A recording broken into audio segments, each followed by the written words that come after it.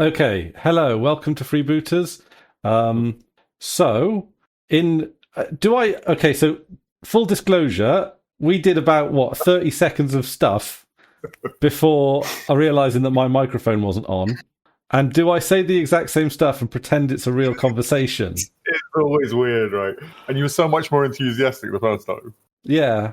First time I was like, hello, welcome. The second time I was like, hello. Hello, is it working this time? Is it working? Yeah. God, I hope so. So, what we were talking about just before we came on was you've got a personal project which is quite interesting, where you are making basically a television channel. Yeah. Pirate television channel. All of the TV shows I have downloaded were sourced ethically and organically. Okay. And I'm not broadcasting outside my network. Mm-hmm. So they're only for me to watch.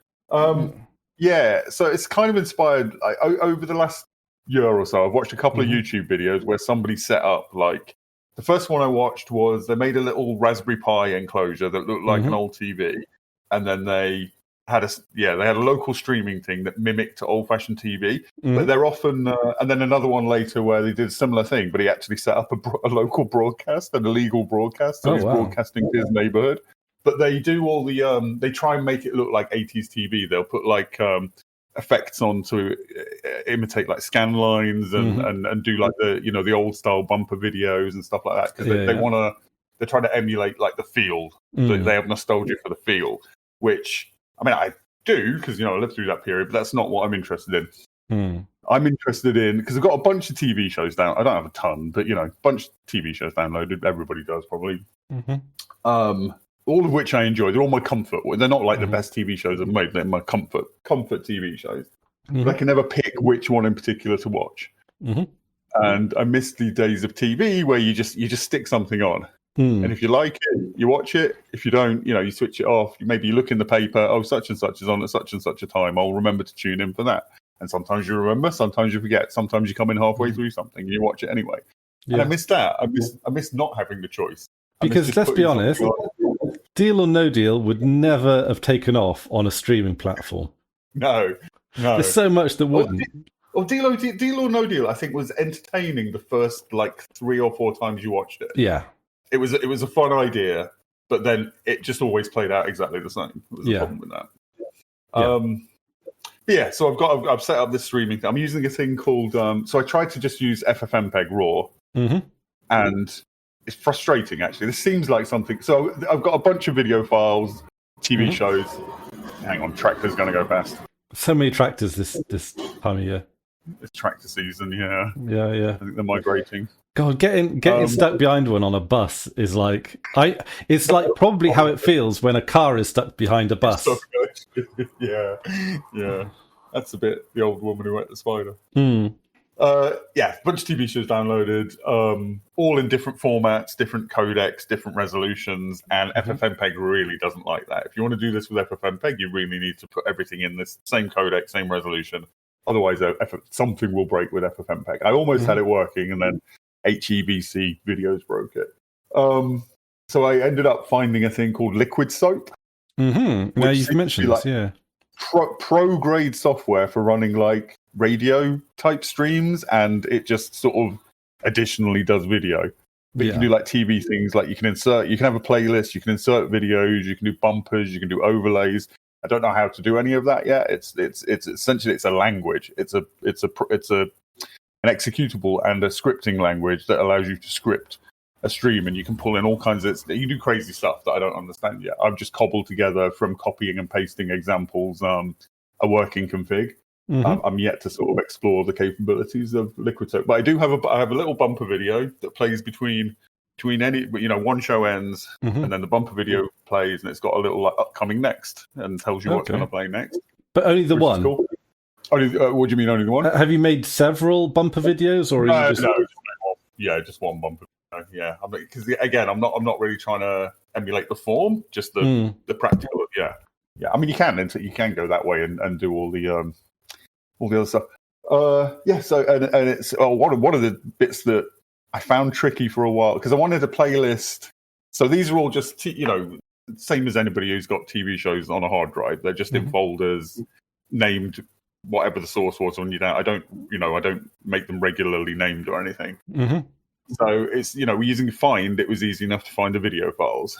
And I wanted to, and then I isolate I make sure they've all got like SO1, EO1 type thing somewhere in the file name. So I order them by that. But then the problem is you get all the Star Treks in a row. Because what I wanted to do is I wanted to play episode 1 of everything, episode 2, not just a random episode. I wanted it to progress over time, so you can tune in and watch the next episode of whatever. That foxed me for a bit, but that turned out to be very easy. But then, I didn't want all the Star Treks in a row. No. Just by default, it would be, I sort by the episodes, but then it's alphabetical. Why is Star Trek at the top? Well, no, it's just alphabetically. Star Trek The Next Generation, Star Trek Deep Space Nine, Star Trek Voyager, they're just all going to play in a row. But not like a series beginning with A? It's not first, they're just in a row. Right, okay. I got you. You'll watch whatever, and then there'll be 7 hours of Star Trek, which I didn't really want. So, I had to shuffle them within that. So I've got a script. I've got the Liquid script running through Liquid Soap, which...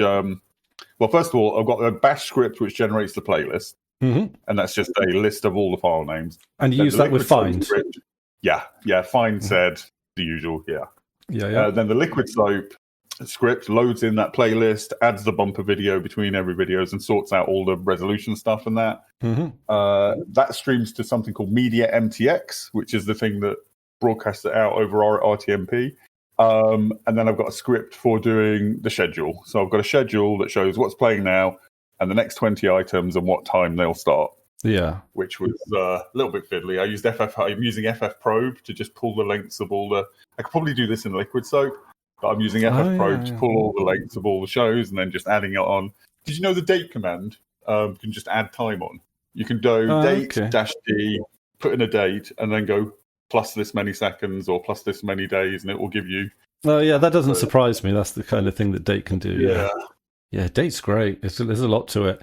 One annoying thing about it is it will only accept... Doing maths on dates, it will only accept... Well, it's like keywords like now or today or tomorrow. Yeah. But in terms of like an actual date, it will only accept one format, and it's not the format that it outputs by default, which is very irritating. I don't know why that is. What format does it accept? Is it like 2026 -month -day, then hours, minutes, seconds, and then time zone, something like that. Oh, that one. That's standard. One of the ISO. I think it's like that. Yeah. If you output date and then is it percentage Z? That's the one that it gives you, is it? Percentage Z. I think it just gives you the time zone, doesn't it? Oh, that might be just the time zone. Oh, that's the time. Lowercase z is the time difference. Okay. Uppercase z is the time zone. Yeah. There's one that gives you the lot, the standard, a jumble that's the standard. I forget what it is now. I use it in Plock because I think it's Plock or Agriblop or both. Basically, if it's generating a page through a systemd service, it will. It's just going to have. It has a little comment in the HTML to say when it was generated, so that you know if a page is being generated, even if there's no update, as it were. Yeah. So that's the format that it will accept for the math. But yeah, anyway, it's all working now. All seems to be working great. It's been up for a few days. I've been tuning in. I think I said this off air, didn't I? So it's like nice to. Like sometimes I'll stick it on and be like, I'm not in the mood for watching that. And then I'll look at the schedule and then I'll be like, such and such is on at 10:30. I'll try and remember to watch that. And then I either will or won't. So this is your personal rotation, right? Yeah, it's just like I say, it's not the best shows. It's not the TV shows that I consider the best TV shows. It's the ones I can rewatch and they comfort shows. I see The Simpsons on there twice. Really? Do I? On the schedule? Yeah. Today, yeah. So season 1, episode 4, and then season 1, episode 5 later. Yeah. So what's the order? So is it not just going through a rotation? Is it going through? No, then I would have okay. If I did that, I'd have all the Star Treks in a row. So it's kind of each rotation is randomized. That's randomized. Oh, okay. But always playing, season 1, episode 1 of everything, then season 1, episode 2 of everything. But then the Simpsons are only they're 5 things apart. Yeah, well, when it loops round, Simpsons could be first in the next one. It could be last in the first rotation, and then right. Gotcha. Okay, yeah. All right. Okay. Interesting. I'd like it to. If I got a bit more sophisticated with it, I could have a steady schedule that doesn't have all the Star Treks in a row. But I'd have to get I'd have to get a bit complicated with that. Yeah. What would you? It'd be nice to, because I mentioned to you so this playlist is currently about 3 months long. Mm-hmm. And for the last day, it's all Simpsons and King of the Hill because they're the ones with the most seasons. So it'd be nice to interleave, to not, if I could make the script more complex, not start some things till later. Yeah. So that at the end, it's still a mixture of things. That would be cool. But I'm currently just using a find command with a couple of said bits, and then it would get a lot more complicated with that. And it's fine. It's good enough. Yeah. I mean, do you think you could get in a spot where it's fully automated? How do you mean? Well, as in terms of it will just keep generating an ongoing schedule and an ongoing roster. Well, I mean, the schedule is all of my media, all of my TV shows, so it's already everything. Oh, so it's not just a selection of your comfort shows or anything like that? No. The schedule in the browser is just the next 20 things, but the actual playlist is like 3,000 odd things long. Okay. That's already set, essentially. And when it gets to the end, it will just go to the beginning. Right, okay. But it's all things starting at the moment. Have you ever thought about doing a further, a week ahead in your schedule? How do you mean? Well, TV guys are about a week ahead, not a day. Yeah. Okay. So the problem with that, my script that makes the schedule, because like I say, my files aren't regularly named, so I can't reliably pull the episode title out of the. I mean, I could go through them all and rationalize them, but I can't be asked. So I'm pulling the episode names from an online API. Oh, okay. So if the schedule is too many, if the schedule has too many, and it's every time the episode changes, it's pulling those episode names. Right. Okay. So at 1403, when it changes from Superstore to Deep Space Nine, it will pull all the episode names for the schedule. So if I have too many items, the API won't like me. Oh, okay. And is there not a way to do like an FF probe on the metadata for the? Only I mean, yeah, but it's very rarely filled in correctly. Right. Okay. So yeah, because on Jellyfin, what I should really do is rationalize the file names. I know there are programs that can do that. Well, you do it in a script. If maybe, yeah, but for all the TV shows, they're all named differently. There are programs that can loop through and rationalize everything, but I don't really want. I kind of like it being a bit eclectic on it. Yeah. One note is that I've seen here. Have you made a conscious effort to include the seconds in the schedule? Because that's another thing that you don't get on TV schedules. You don't get the second. Yeah, yeah. I mean, on TV, they tend to start on the minute, or at least they try to, right? Whereas or you could just give them a minute before, so they've got a little bit of time to set down. Yeah, I mean, I get the seconds from FFM Probe, so I might as well put it exactly. Yeah. Also, it was handy when I was checking it was working. Yeah. I might start omitting it, but yeah, when I was checking it was working, it was a handy thing to do. Yeah, but it's nice. It's nice. And what styling have you used for the TV guide? You've just used, so you're doing it in a table. Yeah, I just copied and pasted from your site the thing to put it in the center. The thing to put it in the center? Yeah, the CSS to put it in the center. Oh, right, yeah. Works so nice. Yeah, I just copied and pasted your code. I made it a bit wider, but yeah. It's just styling the body tag. Yeah. It's, very... Also, I discovered, I didn't know this, you can... So if you view source on it, because obviously the schedule, when the TV show changes... Yeah.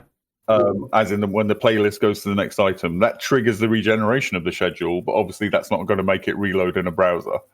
So I've put in a header tag to make it reload every 10 seconds. I didn't know you could do that. I thought you could only do that with JavaScript. Sorry, say that again. A header tag to... in the HTML, there's a header tag to make it reload every. Oh yeah, so there is. Every Yeah. 10 seconds. Yeah. Which I didn't know that was a thing. Well, that's interesting. Or maybe might have forgotten that was a thing. Maybe we used to do that back in the early 2000s. Do you want me to? Do you want me to point out a little typo? Yeah. In your table heading, where it says now playing, you've not correctly closed the strong tag. Oh yeah, I've opened it again. Yeah, you double opened it. Double opened it. I'll fix that now. But that's just. But yeah, no, okay, I like that. And you've done the. You've done the. What have you done? You've done a nice little. Was it border bottom? Yeah, border bottom dark grey on the. Yeah. Okay, that bug is fixed. Hooray! I'll wait 10 seconds now to. Wait for the episodes change. Oh, you got to wait for the episode to change. Yeah. It won't regenerate the schedule until the episode. Gotcha. Yeah. Which is in 1 minute. So I won't be long. Oh, wonderful. That's yeah. Oh well, that's nice. Yeah, no, it does remind me when Hex did the radio thing for a bit, didn't he? Where he just had and then had old episodes of Trendy Talk on, which I quite enjoyed. But I honestly, in today's day and age, like it does feel a bit antiquated, doesn't it? Just a little bit. I'm enjoying with the TV, and I'm really enjoying it. Yeah, like it's more satisfying. I'm watching a bit less YouTube and a bit more of this. Well, that's okay. Because it's nice to be surprised. I mean, it's only a tiny surprise because it's from a limited selection, but it's like, oh yeah, I wouldn't have chosen to watch this, and then you get into it, and cool. Have you look forward to the next episode? Have you considered getting a TV? but now I'd have to watch present day TV. I don't know what present day TV's like, to be honest. I was looking for a new show to watch yesterday. I was looking on Rotten Tomatoes, and if you just go on Rotten Tomatoes and go by like the top rated shows, it's 30% police procedural, which is it always has been. Yeah. But the rest is just absolute fucking slop. What is it? Okay. Bottom of the barrel sitcoms and reality stuff. Rotten Tomatoes. Sorry, what was the criteria that you're looking at? Rotten Tomatoes is a really awkward site, so let me get TV shows. Most popular on RT. What does RT mean? Rotten Tomatoes. Oh, right, okay. New best TV shows, and then sort by most popular. Okay, yeah, most popular best TV shows, July 2026. Stuart fails to save the universe. Oh, that's not come up for me. I don't know what that is either. We had a talk about Stuart failed to save the universe. It's the Big Bang Theory spin-off. You love those. Yeah. We've got to at least watch some of that for a thingy. For Space Virgins, isn't it? Yeah. Yeah. See, honestly, I hate the Big Bang Theory, but this might be. Yeah, well, I hated the Big Bang Theory. Used to really take the piss out of my sister for watching it and stuff like that, and then I hate watched it one time. And by the time I got to the end of it, I'd grown like affection for the characters and stuff. So I still hated it, but I had a fondness for the characters, and then I watched it a second time, and I thought it sucked me in, and I actually like it now. Yeah. Oh man, it's not as bad. Oh, I know this is a topic we come back to all the time. It's not as bad as people say it is. It really isn't. It is quite bad. It's no worse than sitcom du jour, mainstream sitcom du jour of the day. I know that's of the day twice, but even that car outside disagrees with you. No, that was a yes beep. I don't know. Frasier's better.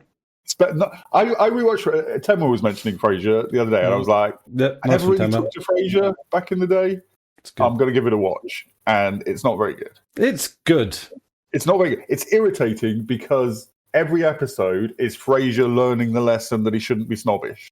Yeah, and then reset, which I know is a sitcom thing. But when you're explicitly learning like a personal growth lesson, you can't just you can't do that every time, and that's not fun. It's a good show. The character of Frasier is enjoyable.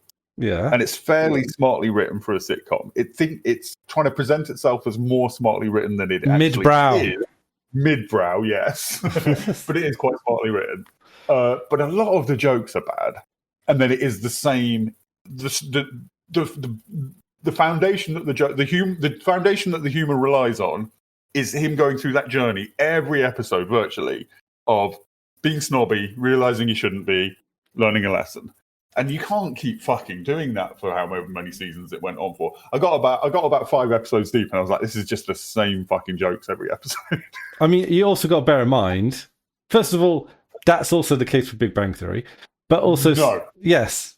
And no, Big Bang Theory for a sitcom has a remarkable amount of like actual character growth and story progression. It doesn't do the reset thing. No, it doesn't do the reset thing. But the jokes are all, they're young nerds. They're not good with women.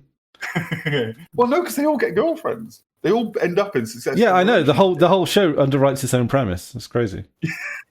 No, it is mostly bad. I mean, when I say it's no worse than sitcom du jour, that doesn't mean it's good, because sitcom du jour is usually bad. But so most of it is bad. But I think Sheldon is the actual interesting character. I know and the show sort of misunderstands itself, and he's the one you're supposed to be laughing at and not sympathizing with. But half the time I'm sympathizing with him. And his relationship to Penny is the interesting relationship, and that's what they should have centralized but didn't. The episodes where that is central are by far the best episodes. It's better than. I don't know. I've become a Big Bang Theory apologist. Like, yeah. The more I watch it, the more I become that. I mean, at the moment, me and Rosie are getting through King of the Hill, and obviously, unapologetically, one of the best animated sitcoms ever made. Yeah, so I can't. One of the best sitcoms. I can't pick a fight over that, to be honest. It still holds up. I will argue with King of the Hill. The latter seasons, it goes a bit wacky, and it's worse for it. The more grounded it is, and the more everyday it is, the better it is. By far, the stronger it is. The wackier it gets, the less connected to its base, its base structure it is. The less good it is. Yeah, animated sitcoms have a problem with that, don't they? They run out of jokes. I think sitcoms in general, when they run too long, it's like, I think the writers are just like, I want to get out of this situation. I want to write outside of it, and it's not. But which I understand that as a motivation, but that's not the thing you're enjoying. Yeah, it's not its strength. I mean, that's the Office. They do it with Parks and Rec. I think any sitcom that runs long enough, they end up doing it. Community. It ruined Parks and Rec. Parks and Rec would have been a masterpiece if they let it run for only a couple of seasons. Yeah, for sure. That's the thing. And Parks and Rec's biggest flaw for me is the last few seasons. It just gets overly sentimental. Yeah, it craps itself so bad. At its best, that sitcom is a nice balance of cynical and sentimental. It balances them perfectly. But when it tilts too far one way or the other, which is why I don't like the British Office, that leans too cynical, as opposed to the American Office, which balances it with sentimentality, because it's the American. Yeah, no, I agree with you on that one. The British Office is just too beating you into the ground with its cynicism. Isn't it? Yeah, and it's very one joke. Yeah, it's just awkward situation. More so than the American. It's just David Brent is awkward. Yeah, that's the joke. Yeah. And I saw Derek, which I didn't hate, and what's that? That's the other Ricky Gervais sitcom where he's a simple person who works in a care home. Okay, and that one had me in. That had a bit more sentimentality in it. Interestingly enough, was a lot less cynical. Yeah, right. Okay. So and Carl Pilkington plays the janitor in it for a first season or something, which I think is quite good. I'm not going to say it's like go out and watch it now or anything like that, but if you're looking for if you like that, if you like that kind of thing, watch it. I guess, yeah. Yeah, it does bring in more genuine sentimentality, and because also I think another Ricky Gervais sitcom that goes the other way into too goofy is Life's Too Short, or Life is Short with Warwick Davis. Yeah, I've seen that one. Yeah, right. Yeah, I think I've seen clips of that, and that feels very BBC Saturday evening sitcom. Well, it's all. I mean, it's all short jokes. It's all. Yeah, and but it is just a bit goofy, really. It's. I really struggle with British comedy. I find British comedy. I don't think we're good at comedy. I think we're good at bants. Yeah, we're good at banter. Because we've got some great panel shows out there. Yeah, panel shows we're very good at, but actual written comedy, I think we're lacking that Mediterranean, actual acerbic, cynical, satirical kind of humor. I mean, what would the top 10 British sitcoms be? Can you do that on Rotten Tomatoes? I don't think there's a British sitcom. I like Keeping Up Appearances. Yeah, but it's semi-ironic.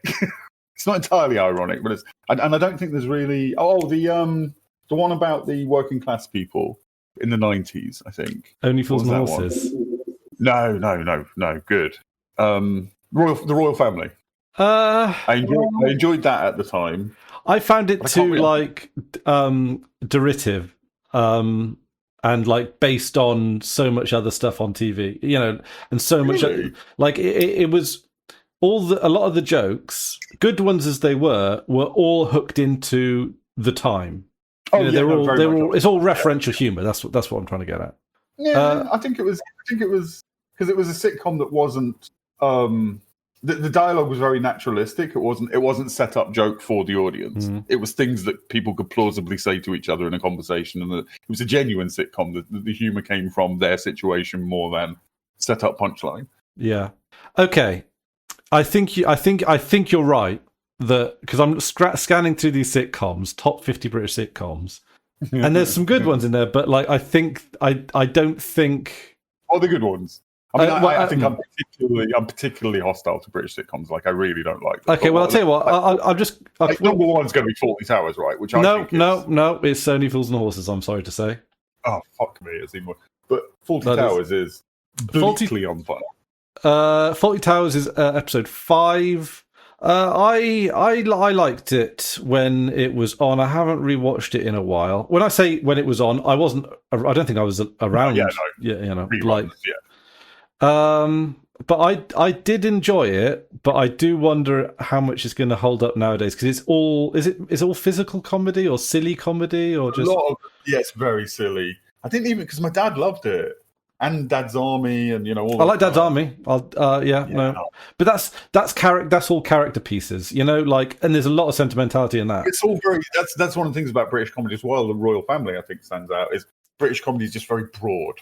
Yeah, but I don't know. Yeah, no, Dad's saying silly things and falling over. It's very Germanic comedy. Yeah, I guess so. I mean, Dad's Army to me is comfort watching, and that probably colours my view on it a little. I don't know why I didn't establish that, because obviously it was on when I was a kid. My dad loved it. It should be a comfort watch for me, but I never. It's like watching a selection of Granddads. It's great. I don't want to watch a selection of Granddads just pissing their pants and falling over. It's all right. I don't know. It is Germanic. It's just Germanic humour versus Mediterranean humour. I think. But there were some standout episodes when like Frasier gets outed as a conscientious objector for the First World War, and that is a particularly like interesting episode, I think. Okay. Because of course, if you were a First World War conscientious objector, people would look down on you. Oh, spit on you. Spit on you. Yeah. You get the white feather, and there's that film, The White Feather. Yeah. But then it turned out that Frasier he was a medic, so he didn't do any fighting, but he was still there. And then there was a situation where he had to bring in his medic knowledge and all that kind of stuff. And then it's like, oh well, that's some actual. Because whatever, just all my memories of it is just silliness, just farce. Not the good kind of farce. I like a good farce. I like French farce. Yeah. It has its moments, and it has its silliness. I don't know, but then again, I just find it very comfortable because it has that. What's that thing when it's not nostalgia, but it's like nostalgia before you were born. Like it's that comfortable kind of cozy kind of. They got the cute old, like the old vehicles, and I think it's nostalgia. Yeah, I think it can be nostalgia, even if maybe it isn't. Because Dad's Army, of course, I think was made in the 70s about the 40s. So it's this weird throwback kind of history lesson kind of thing. So we're significantly further from when Dad's Army was made than Dad's Army was from. Shit, it really is, isn't it? By quite a margin. Yeah. That's like that. This is what I heard a bit ago. We are closer to the Last Crusade than the Last Crusade was to the First Crusade. Wow, that's Christ. Yeah, hang on a minute. There's another one. It's something like we are closer to the Roman Empire than the Roman Empire was to the building of the pyramids, or something like that. Okay, this is just a quote I heard on something the other day that just you prompted. The Greeks invented sex. The Romans realized you could do it with women. Nice. Oh dear me. Do you know? I don't want to sound reactionary when I say this or whatever, but like, if there wasn't the stigma around having sex with men, I think that like society would be a lot more socially developed. Just like I think 99. I mean, this is a very commonly held viewpoint. I think, but I think 99% of people are bisexual, and we're just what's encultured? Is that a word? Into leaning more. Yeah, but also, I mean, a lot of the thoughts that we have about sex, it's all socially constructed, right? Like, well, exactly. Yeah. You know, I don't like think there is something. Maybe there's some. Lean one way or the other, but of course, our boundaries as to what a sexuality is even are given to us, I mean, there's obviously like hormonal stuff and like evolutional stuff and all that kind of stuff that sort of comes about, but like in an alternative universe, like you'd just, I don't know, like you'd have the lads round for a shag and a football game or something, like it's just like give each other a hand job while you're watching the football. Like it just double up the fun. And it's just be like, you wonder like what would society be like if there wasn't just that, the whole hang up about sex and how it gets involved in, or like in politics and all this kind of stuff, like it could just be. I think we're in an era where you're freer than ever. I think I would say, probably maybe not than ever, but in the modern era, we're freer than ever to be any sexuality you want, in terms of gender expression, stuff like that. But from the Americans, we're also more puritanical than we have been before in my lifetime. It feels like there's a.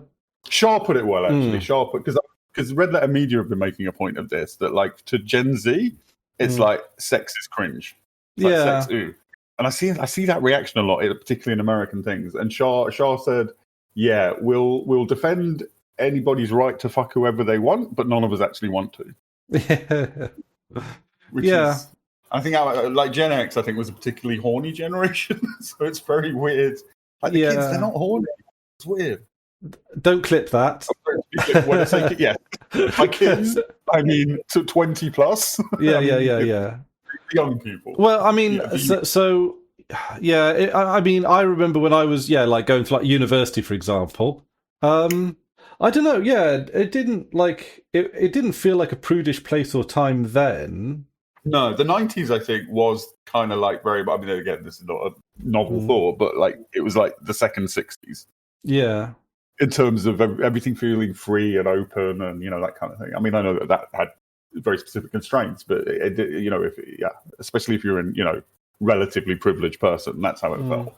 Maybe it comes down to, because the thing, it feels a little bit like, I don't know if it's it feels like it's linked in with a lot of things, like the declining reproduction rates and things like that. Like it almost seems like now that we're in an age where because the thing is, you say, we're free to, fuck whoever wants us or whatever as well. More so than we're also free to not, because, nowadays, just being single for your whole life or not settling down or not having children is more of an option now than it ever has been before, especially for women who no longer need, their husband's signature to open a credit card and things like that. Like, but I get that, and I think that's right. But at the same time, where's the horniness gone? Why aren't people horny anymore? Could it be chemicals? Could it be the chemicals they're putting in the meat? Or is it maybe, because I mean, I'm maybe oversharing here. I'm a very horny person, but my horniness, I do not want a sexual relationship with another human being. I think I've never been into casual relationships. I'm like demi-romantic or whatever. Like I need to know a person very well to want to actually, blah blah blah. But I don't want a relationship now. largely because I want to be in control of my time 100%. I want to do what I want to do when I want to do it, and you can't do that in a relationship. No. And also, I mean, look at me. But my horniness is the internet. If you're horny, great. For now, it's fucking yeah. So maybe it's just that. Maybe it's just like you can take care of your horniness. So, we've got sex toys that we never dreamt of in the 90s. And both for every gender. Maybe it's just easier to just take care of it as a mechanical thing and then separate sex from relationships. Yeah, I mean, quite possibly. That might have been the route that we go down. Maybe internet porn has ruined us. I know there'd be some people that would. Well, I mean, I think that's definitely true. But I think I'm so tired of actual pornography that I'm developing kinks for things that are not pornographic. What, like smoking? I don't want to go into too much detail. No, just very ordinary things. Not feet though. Let's rule that out because I know what you're like. No. Nothing that is even really easy to define. Just things that can very easily be satisfied on YouTube. Yeah, I know. Yeah, to be honest, with me, I feel a little bit similarly. Like internet porn, you just type in a word and you get it. Yeah. And it's like, to me, it's a bit like my TV thing. It is the too much choice. And it's given me pause for thought about what I really desire in that kind of in people, and it's a lot of it for me is like it's a personality, like it's a there's a that's which the thing you don't get in porn. You don't get in porn, no. Absolutely in porn, that's part of what I'm talking about with the YouTube thing. It's a vibe rather than it's a vibe. It's kind of like porn and porn searching is very mechanical. I want this body part doing this to this body part. It's that's it. No, but it's a bit like an alternative alternative women and sort of punky, gothy, skate, anything that's not someone who takes a bit of pride in just going against the grain a little bit, like that's but not in the prepackaged kind of looking like emo or looking like a god, not those prepackaged alternative culture. Something about alternative cultures being dissolved. This will come up when we talk about Dinner in America, so I'll leave that. Yeah. Oh, well, I've got that ready to go, so me and Rosie will probably watch it tonight. Looking forward to you watching it, I mean, I love that Hamish started it, and then I assume it was about 20 minutes in. He was just like, the main character's a prick. He is at the start. I virtually guarantee that you'll warm to him and you'll love him by the end. But the prick, he's just a dickhead. Well, that's... sorry, the prick at the beginning. Yeah, I'll certainly. I keep lining up a shitload of films. I want to put forward as my suggestion for Space Virgins, like so many. Can I actually, very briefly, I went on a bit of a film binge over the last day or two. I'm just going to very briefly talk about it. So, watch Disclosure Day. Terrible. Watched a 2013 very low budget sci-fi film called Coherence. The premise of which is the middle class people are having a dinner party, and there's a comet going over at the time, and this comet causes, they don't really sort of explain it too well because quantum decoherence, and they bit by bit discover that if they go outside of their house, they just come back to that house, but it's a different multiverse version of that house, and there's different versions of them. So basically, so it's essentially saying the multiverse is true, but because of something this comet is doing, they have access to all the multiverses. Oh. And then it's very low budget, so it's all very just like people talking, what should we do, coming up with a plan. It's really cool. Yeah, not like a bit wonky at the end, but like pretty cool. Oh, okay. And I watched Source Code from 2011, which was and the one you'll like, a film from 2020. Which I think I've vaguely heard of, called Love and Monsters. Oh, okay. So it's similar in tone to Psycho Gorman-ish. In terms of, like, it's funny, but not like it's still, the action is grounded. It's an action adventure. It's just about this young lad who, so there's an apocalypse happens where animals apart from mammals, become monsters. Like they become huge and dangerous, and everybody's and kills most of the population, and everybody's living in bunkers. And he travels from he's kind of like not very capable, but he travels from or attempts to travel from his bunker to the bunker where his girlfriend is. His girlfriend of 7 years ago when he was a teenager, and he just attempts that journey, and it's just about that journey. But it's a post-apocalypse where everybody's nice to each other, everybody's cooperative. That's good. It's really cool. It was really fun. Really enjoyed it. Okay, yeah. I been watching the new series of House of the Dragon, and I know you're going to hand wave that away with like Game of Thrones is burned for me. Yeah, but it's good. It's really good. It's got a lot. They've upped the dialogue this series. They've upped the character development as well. There's genuine, like, to be honest, I'm kind of surprised that they've made it as interesting as they could have, given that we know where the story is going. So because it's a prequel. Yeah. Which I think if Game of Thrones hadn't been burned for me, I'm just seeing bits and bobs of people reacting positively to it. It seems good, but it is just. I'd implore you to watch Dunk and Egg, because that is another, like, it doesn't mean anything. It is just a charming adventure, 6-episode series. It's so burned. I can't. Like, I know you're right, but I can't. It's so burned. It's just, and you'll like it because it's got the intergenerational relationships thing. Friendships. Like friendships. Yeah, it's just like the chemistry between Duncan the Tall and Egg is just I don't know how they done it really. Like it's really good on screen chemistry that I'm. Okay. Maybe I'll give that one a pop. That's an episode. Sorry, an episode. Is that what it is? You said. Dunk and Egg, 6 episodes. Oh, that's a show. Oh, yeah. Might give that a pop. I'll search for a moment of weakness and give that a pop. Okay, it's 6 episodes. They're like half an hour each. It's really, cool. It's a bit more old school. It's a bit. They've done it, I guess you'd say in the British style of things, where it's a short story. Yeah. And it's all. I mean, it's almost a film. It's almost a film. You could, if you watched it back to back, you'd have a 3-hour film. There's very little distinction between films and TV now, I think. In terms of like prestige TV versus mainstream cinema, it's the same. Like prestige TV now is just very long movies. Not just in terms of production quality, which is true, but in terms of the kinds of stories that they're telling as well. Yeah. But no, you said something about having some films lined up. Oh, so many. Right. Well, I know. Should I spoil what my next film for Space Virgins is going to be? Because it is going to be. I don't think there's any harm, because I spoiled Dinner in America like months ago. Okay, it is going to be the Star Wars porno.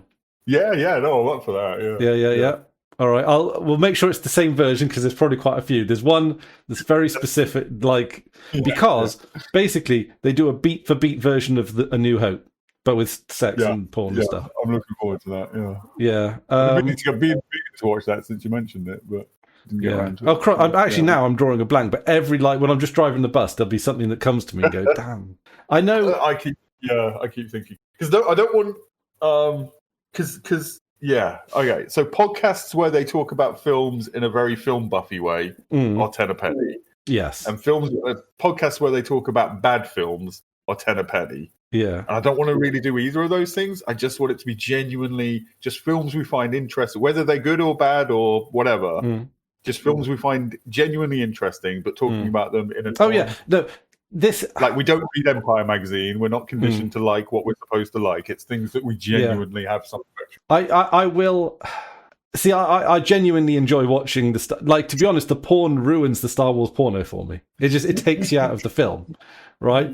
I might. It's that puritanicism. It's not just puritanical. It's just that like basically it's like. What would A New Hope be done, right? Do it on today's equipment, but on like no budget. So basically, it's the reverse way of doing Star Wars, where you've got a huge budget but limited technology because you're in the past. You've got huge amounts of technology but the tiniest budget. See what you get. See what what actors you could drag. And That's very much like there's that company. It's not Troma, is it? There's that company that for every blockbuster they make a low budget version with a very similar title. Oh, the Hallmark or? No, it's not Hallmark. Like it's a straight knockoff. They just do a low budget version of the same thing for every given blockbuster. Okay. Like there's already one out for Odyssey. Oh, right, okay. Like that kind of thing. Journey. No, it's not Troma. It's the other one. Trek. Hang on, let me Google it. Ancient walking. Ancient boats. Well, no, the Odyssey one's just called Odyssey because you can't copyright that. Oh, right, okay, all right. Oh, the Asylum. They call the Asylum. Yeah. Oh, right, okay. Yeah. I'll find you some examples. I wonder if I should watch the Odyssey. It's in cinema. Is it in cinemas at the moment? Is it? Yeah, I'm because I don't like Nolan. I think I'm intrigued about the. I think he's like got more hits Interstellar. than misses. He's got the only one I like is Interstellar. You don't. Oh, yeah, you don't like Inception. Excellent. No. You don't like Batman films. I really liked his take on the Batmans. I don't like Batman. I don't like Batman, but Adam West, yes, I will like. Oh shit, that's one for it. The Batman movie. Which one? The Adam West Batman movie. Batman, the movie. See, my take is that Batman is an inherently silly character, which I know Batman fans don't feel that way. But to me, Batman is an inherently silly character. So depends on the version of Batman. No, as just conceptually. Okay, yeah, sure. So Batman has to be treated sillily, but that 60s version of the silly is too silly for me. It's quite silly. I like it. It's just fun. It's just unapologetic fun. Again, it's that British, just silly comedy that I can't. Tomb Invader. Yeah, these are some examples of Asylum knockoff. Alien Predator. Yeah. Avengers Grimm. Oh my god, that looks all right actually for the movie. That looks kind of cool. Yeah.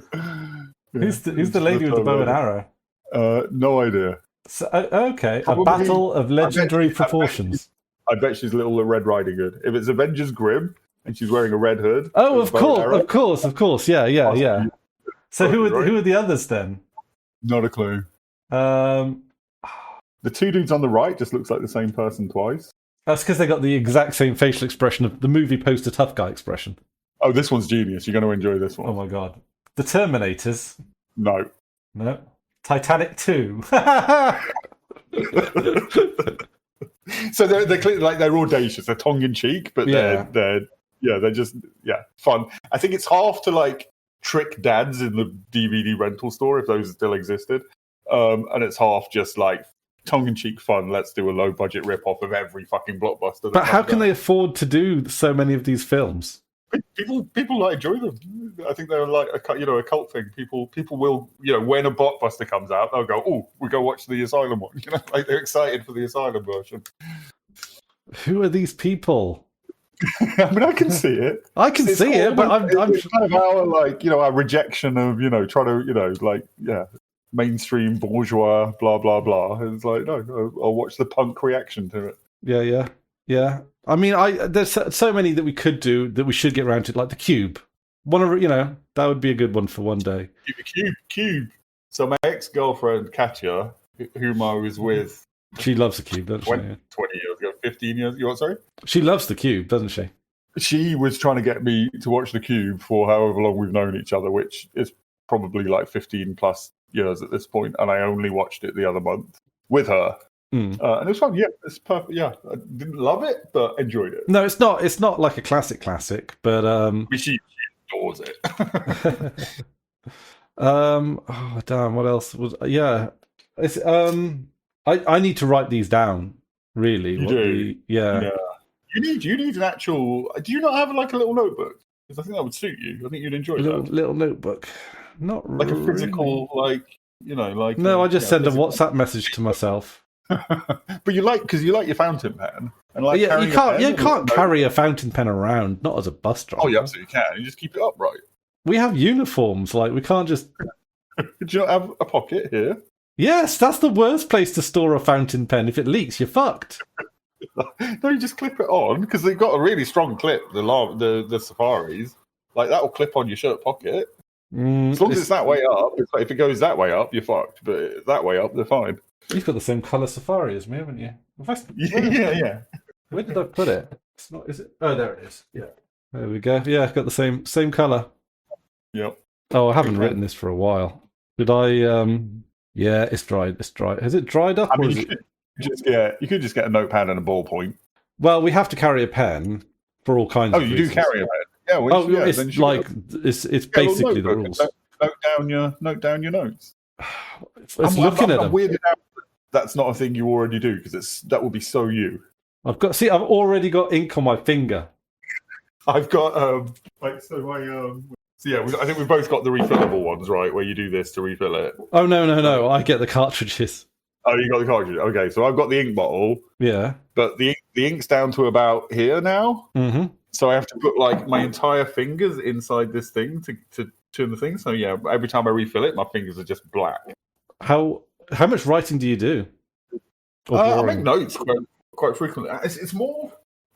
It's rare that I make. I'll often make notes when I'm playing it. Not often. I'll occasionally make notes when I'm playing a game, but more often it's when I'm trying to think something through, and they're not really notes. They're sort of like half doodles, half diagrams, just trying to work something out in my head, kind of things. I like the Parker biros. Yeah, it's pretty standard. Nice biro, but I like the clicky Parker ballpoints. Yeah, they're really good. Yeah. I've been thinking about getting one of those, but I'm very. But I for some reason I've spotted one in the reduced section of like a Tesco or something really? For like £3. I was like, all right. Yeah, I get that. Yeah. Is that your work pen? Well, one of my work pens. Like I say, it's so important that you keep a pen. I keep 2 spares. Why is it important you keep a pen? So we have to fill out something called a defect card. So if we use a bus, if we're the first one to use the bus in a day, we have to do a whole bunch of checks and then note them down. Then whenever we get off a bus, we have to sign off on the defect card. And then whenever we get on a different bus, we also have to sign on to the bus. Also, I'm surprised that stuff's not digital at this point. It probably will be in a couple of months' time. There's a lot of old school stuff in the bus world that's just here because it's always been, just the ticket machines still print out a physical paper ticket for some reason. Like it's just no one cares. And tickets on the whole generally pretty cheap. We max out our tickets at £3 for a single, which, to be fair, is a solid deal. You can go really long distances for £3. And now, of course, Andy Burnham's going to bring that down to £2 starting next year. Which good, all right, fine. Yeah, I'm okay with that. That will. It's weird for a Labour government to do something that I don't hate. Yeah, it is going to help. It is going to help people. A lot of people think, it's just £1 here or whatever. But no, a lot of people. Anybody who's doing a minimum wage job and goes to work by bus, that's going to add up. Yeah. Well, yeah, because it's there and back. It's £2 a day, £10 a week. That's your lunch. Yeah, actually, probably not your lunch anymore. No. But in the 90s, that would have been your lunch. I don't know. It's £10 a week in your pocket, and that's if you only get the one bus. Yeah. So there you go. That's something. I feel a little constipated because we haven't addressed Oblivion, the game. Yes, when last time you were looking at my rankings. And I think we ended an episode with you will talk about my Oblivion rating. What have you given it? Can't remember. Oh, sorry. Just before we do go on to that, can I finish off the top 10 British sitcoms on Rotten Tomatoes? Oh yeah. Oh no, sorry, BritishComedyGuide.co.uk. But yeah, we'll give it right. So do a quick rundown. So Only Fools is 1, Blackadder is 2, which Blackadder was very occasionally good, but mostly. It didn't overstay its welcome, though. The 4 series was okay. Vicar of Dibley. I liked one of them. I would rather die than watch that. I like Vicar of Dibley, although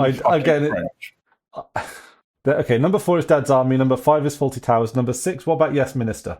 Very good. Okay. Very good. Yeah. 7 Porridge. Okay. Yeah. Don't mind Porridge. I know. I really like Porridge. Porridge would be higher than 7 for me. I agree. It's interesting. It's got a bit of class consciousness to it as well. Yeah, very much. Which I know you like. 8 is Open All Hours. No. Do you know what? I loved Open All Hours as a kid. I rewatched it recently. Still enjoy it. even though it's everything that I say I hate about British comedy. But there's some I think I just enjoy the characters. Oh, okay. Yeah, no, it's not done it for me. I don't hate it like you hate Vicar of Dibley, but it's not. Nine is The Good Life. Never like that, really. No. Love that as a kid. Still holds up. Yeah, I don't mind. Yeah, actually, you know what? There's more British comedy that I like than I thought I did. Yeah, I like Good Life. Okay, One Foot in the Grave is number 10. Yeah. It was one of those that the catchphrase became the show. Yes. I don't believe it. Yeah. It's just, yeah. And they make a joke about that in Father Ted, which is quite funny. Which is actually number 11. Yeah, Father Ted, I mean, problem now, but it was good. It was good at the time. I don't think it holds up. I think it was of its time. I think it was of the 90s, but I couldn't watch it now. I've tried, and it's not enjoyable to me anymore. There was a kind of humour in the 90s that was sort of, it was the Monty Python style of humour finally filtering through to the mainstream. Like Father Ted, Spaced. There are definitely other examples that I can't think of. Those kinds of things that I enjoyed at the time, but I don't think I could tolerate now. Yeah, Red Dwarf is all the way down at 18. That shouldn't be on any list of comedy due to my understanding of comedy is that it's funny. So this is more sci-fi then, is Red Dwarf? No, because it's not that either. It's literally nothing. You might as well watch nothing. No, I like Red Dwarf. That's. Oh yeah. I don't hate it as much as Vicar of Dibley. But... as much as who? Vicar of Dibley. Vicar. I like Vicar. I'd rather watch Vicar of Dibley, but Vicar of Dibley is more offensive. No, I like Red Dwarf. I really didn't like the Back to Earth trilogy of the special. Let's do it in the real world one, but it's. Did they do like a reboot? Is that a newer thing? They did they did a reboot of 3 special episodes that are awful, right. But then after that it sort of goes back to what it was, and it's okay, but it does sort of run its course. Like it would have been nice if they'd have brought in like newer like science fiction concepts. I don't think they should ever bring comedies back, even when it works. I think at best pointless. Yes, I think I am actually If you're still funny, do something new. Yeah, absolutely. Yeah. I won't watch the new episode of Frasier. I haven't seen the new ones of King of the Hill. Like it's just I don't think I'm going to watch the King. Even out of curiosity, I'm not going to watch the King. So I really like Arrested Development, and it was a show that was kind of like a little bit ahead of its time, and it got cut short. It only got I think 3 seasons, and then much later they did 2 more seasons, and they're generally not liked. I think they're okay. Actually, I think they're no worse than the average than the rest of the show. They don't hit the highs, but even given that, I don't make it. Don't come back and remake things. It always has an awkward feel to it, even when it works. Yeah, and a lot of the time it feels like this is specific to comedy. I'm okay with other kinds of things. I'm not sure. Like I like things closed off and gone, sealed off. I still prefer to just make something new. Yeah, for sure. But it doesn't bother me so much with non-comedy. Yeah, it feels a little bit like in Bob's Burgers, they occasionally reference actors like to talk about acting a lot, and it's like, and it feels a little bit like that. Like it feels like they're doing it for themselves. They're doing it because they enjoyed making it, not because for themselves, but because it feels a bit like, well, I've tried to do all these other things and nobody liked them, so let's go back to what you like. It's like I want that acclaim again, It's like if I started doing distro reviews again. Exactly. Yeah. It's like you should just review Arch every month.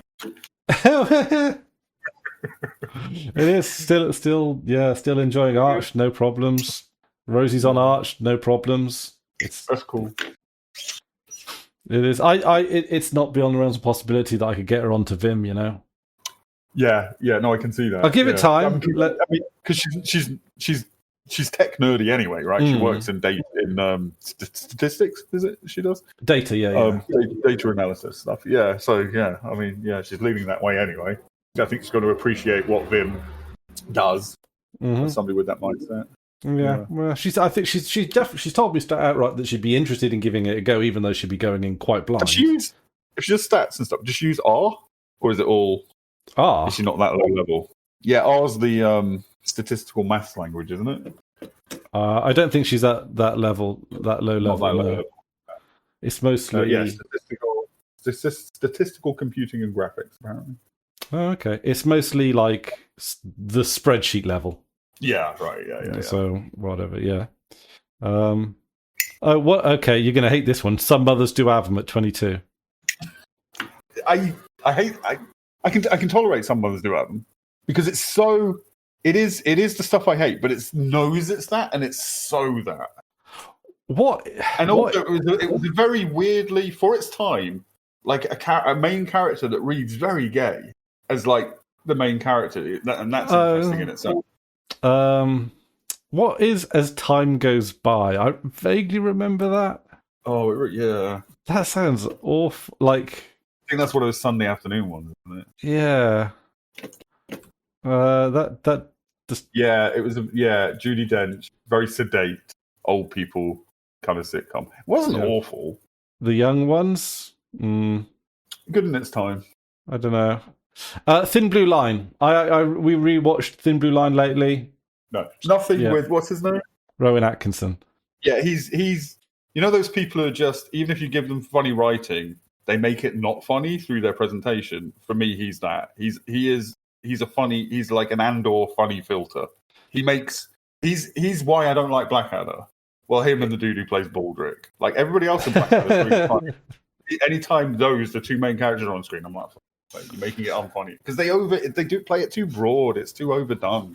Well, I will defend Thin Blue Line. I think they did have a season 3 lined up, but for some reason didn't go through with it. Bread is in there. League of Gentlemen. Oh, I'm Alan Partridge. No, I do. I wouldn't say anything Alan Partridge is excellent. Yeah, it's good. Even the newer stuff. Oh, there's a new Alan Partridge thing that's coming out now. Yeah, it is. League of Gentlemen is another example of that very 90s comedy that I was talking about. I think it was good in its time, but I couldn't. Oh, this one you'll hate. Bottom. I don't mind. But yeah. Oh my God, what's wrong with you? You have such an inconsistent. Bottom is everything I don't like about British sitcoms. No, because it's crude. It's what's the word? It's vulgar. I enjoy vulgarity. Good Night, Sweetheart. It's what you know. Oh, that was horrible. That's down at 50. It shouldn't be on. What's that? Could you even call that a comedy? It's only like. It's like. Oh! I remember that now. That was fucking. Yeah. Wartime time travel with that lanky, weird-looking dude, Nicholas Lyndhurst. Yeah, horrible. Okay, Sunday evening. You know what? You are actually bringing me round. Oh, Phoenix Nights is at 36. I didn't hate that. I thought that was quite good, actually. I didn't hate it. Yeah, I'm not sure how.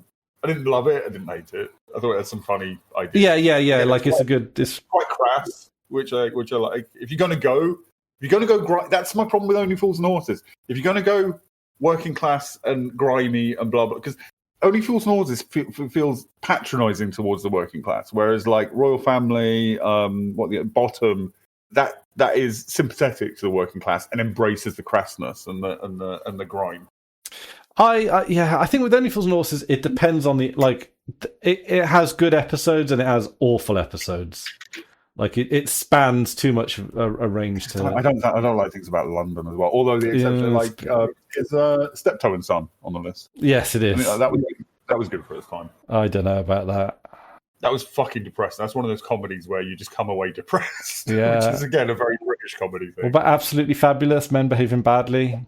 Absolutely not. No, those ones kind of passed by. My Family. Don't really. It was the standard BBC. Yeah. That was horrible. That was almost like ChatGPT wrote a sitcom for the BBC. Yeah, exactly. Yeah. See, I kind of enjoy the American version of that, which is stuff like Who's the Boss in the 80s and Perfect Strangers and stuff like that. I love those. I love the American super mainstream ones. Okay, yeah. Hang on a minute. I do want to juxtapose this. I'm sticking with it. Best American sitcoms. I just want to see what we're up against. Yeah, because that's interesting because there's the ones that are obviously peak and pushing the boundaries, like Arrested Development, and then there's the very sedate ones, which are just very warming, like Who's the Boss. Mm-hmm. Okay, so we've got what we're expecting here. Seinfeld. I'm going to give you an out of 10 rating for each one. Okay, all right. Seinfeld. 0, -1,000,000. Never I get funny. 3. See, The Simpsons. When I did my Simpsons review, what do you rate? I split them between seasons 1, 2. Yeah, I saw that. Yeah. Simpsons. When I rate The Simpsons, I rate the Good Simpsons, and the Good Simpsons 9, 7, 8, 9. Yeah, very good. I don't know what All in the Family is. I know the name, but that's all. Okay, MASH. Yeah, I knew MASH would be up there. I never. No, MASH feels more like a British sitcom to me because it's very cynical again, and it lacks that. Well, no, it doesn't lack sentimentality, but it's always it's always bittersweet rather than. I like a bit of sentimentality in my comedy, unless it goes full crass. I Love Lucy. Yeah, I mean that was something that was never really, I think, aired here before my time. I've seen bits and bobs, but I've not seen enough to really judge it. Yeah. Cheers. Cheers. I like Cheers. I know this is unpopular, but I like Cheers more than Frasier. It's still like 5, 6. It wasn't amazing. Yeah, no. I don't know what the Mary Tyler Moore show is. Hey, that's one that's before our time and very American. Not yeah. Saturday Night Live. Are we calling that a sitcom? 0. Friends. I never enjoyed Friends, but it did what it said on the tin.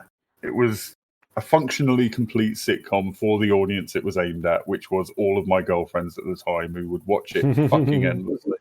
Yeah. For me, 3 or something. It's one of those, it's background television.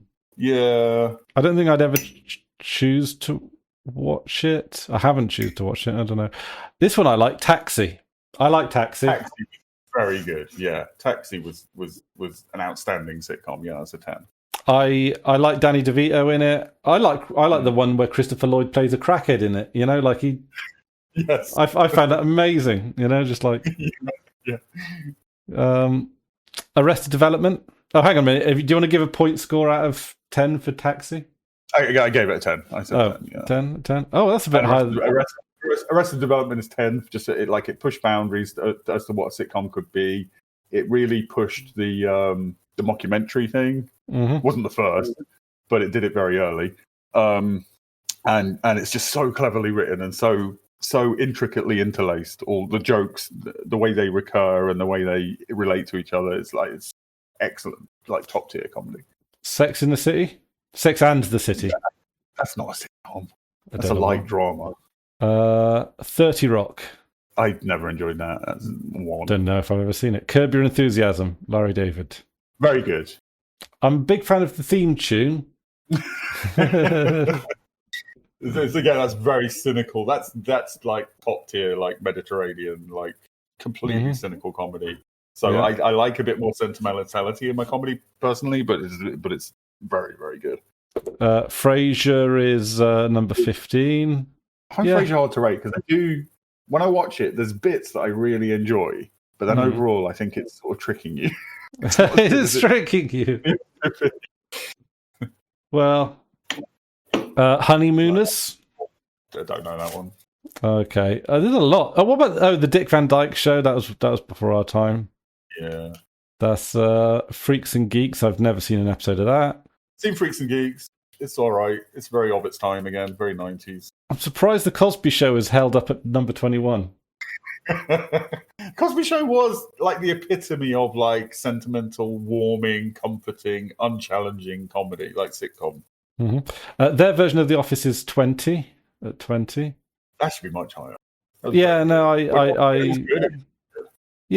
I agree. I think it might have gone on for a little long, but oh, absolutely, yeah, no, for sure. But it never really gets horrible, even when it's got some horrible characters in it or hard to watch. There's still some good episodes in those late seasons, I would say. Yeah. This is an interesting one that's actually still going on. 26 South Park.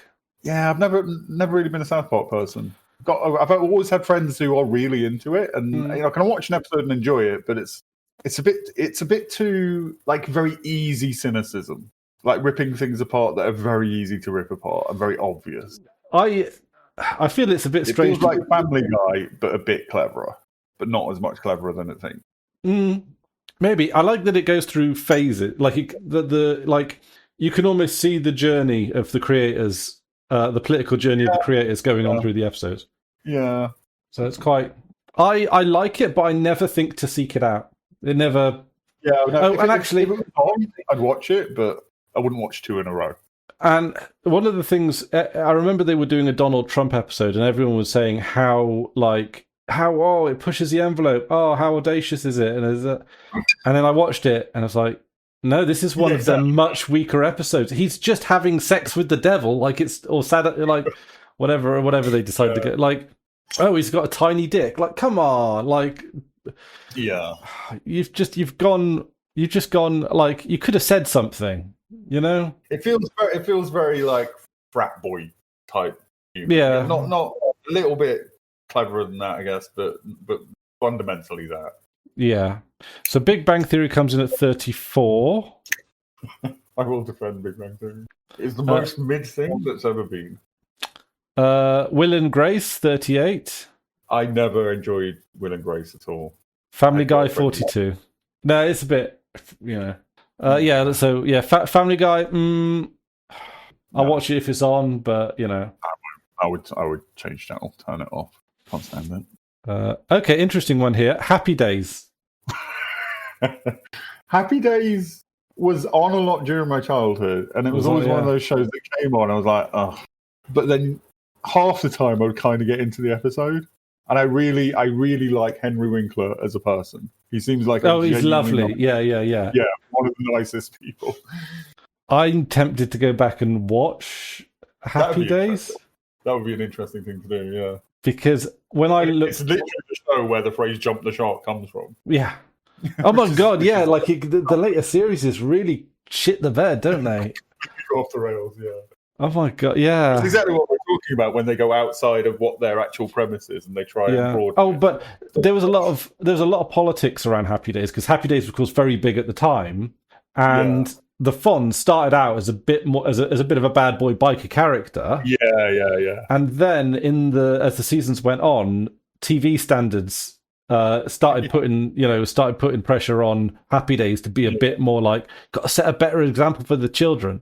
Like Reagan era, wasn't it? Yeah. So you see the continuing beating down of its creativity. I think it works because you read it when watching it, as I remember it, as the Fonz sort of softening as he makes friends with the normies.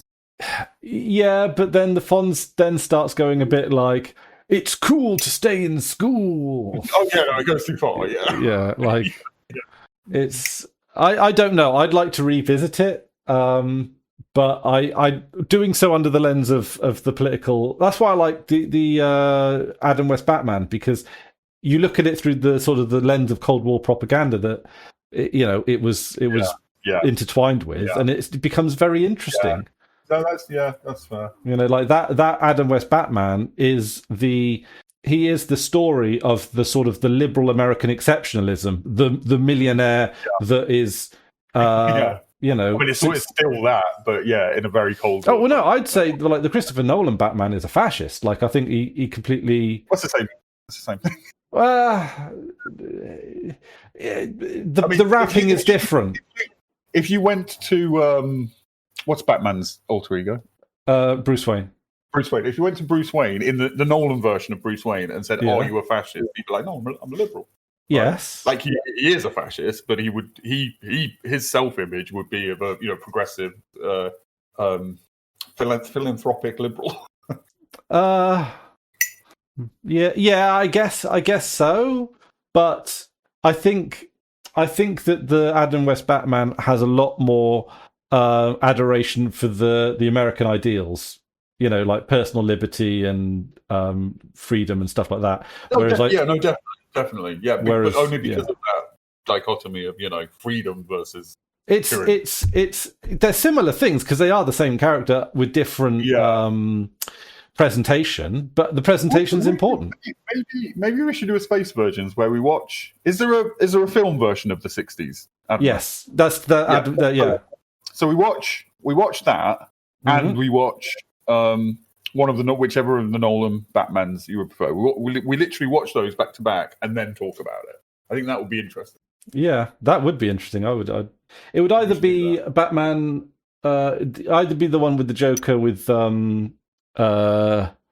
Heath Ledger, or the one with Bane. I've not seen the Bane one, so I prefer it to be the Bane one because I've not seen it.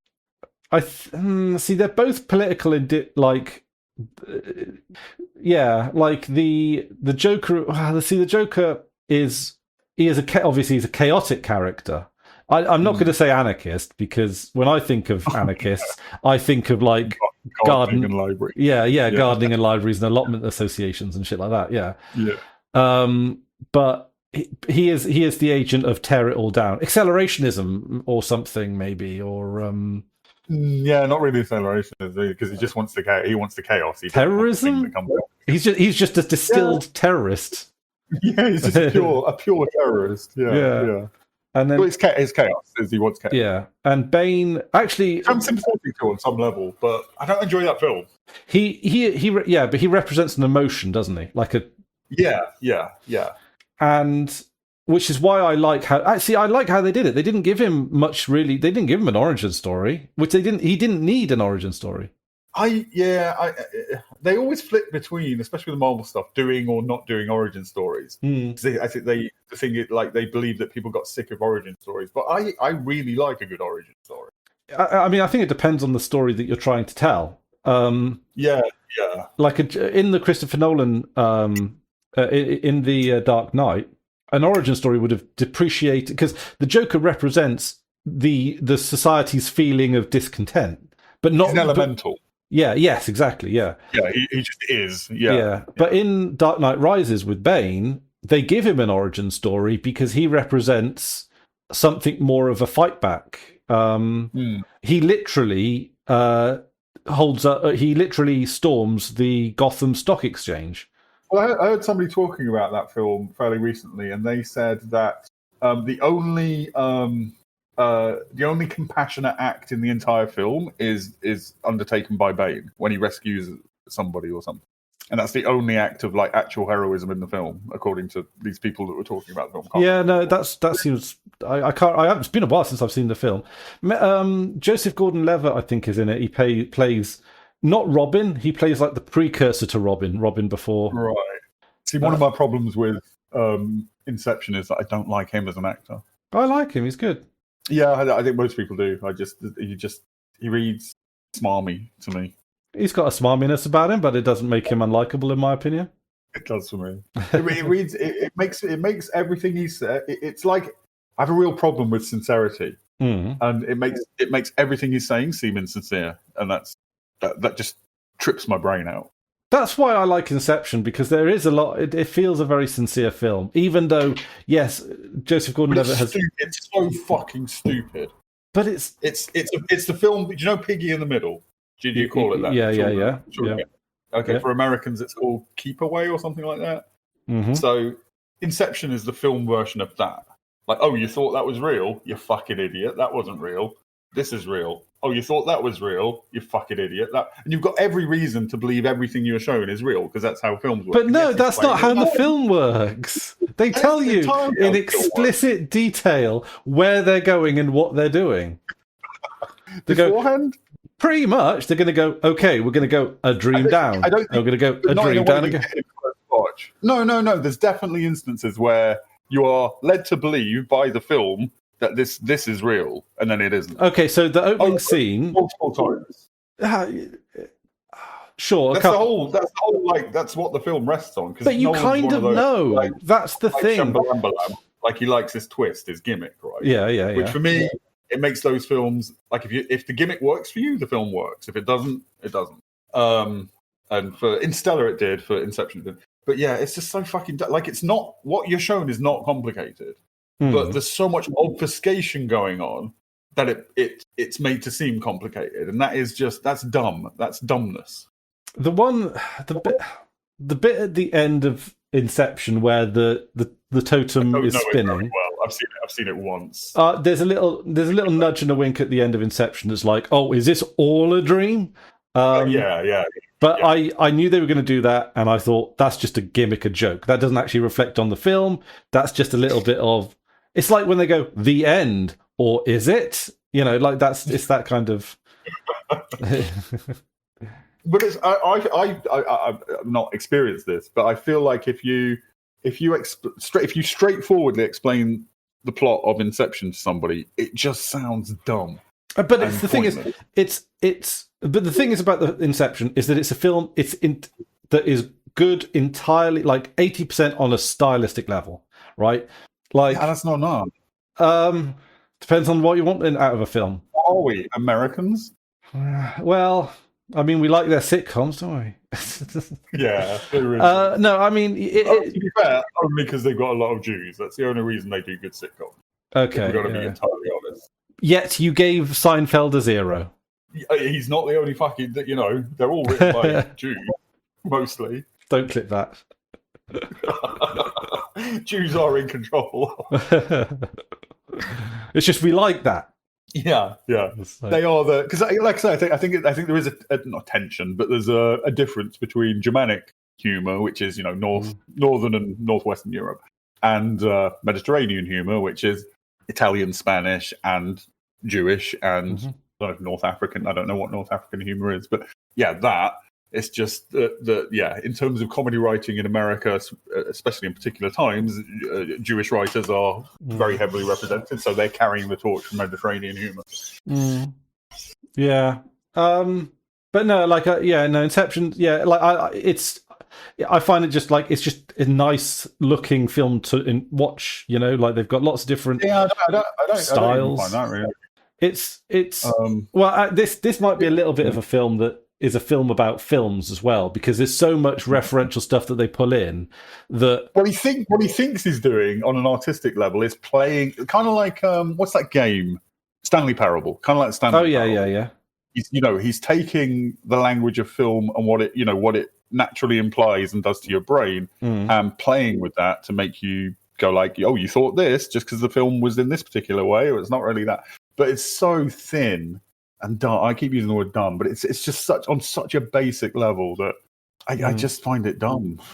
I've thought of another film that I might put to my list of RRR.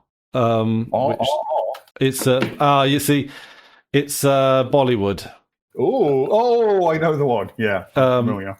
Yeah, because that one's quite political as well, and I found the political aspects of it. Because especially from a perspective with which we're not.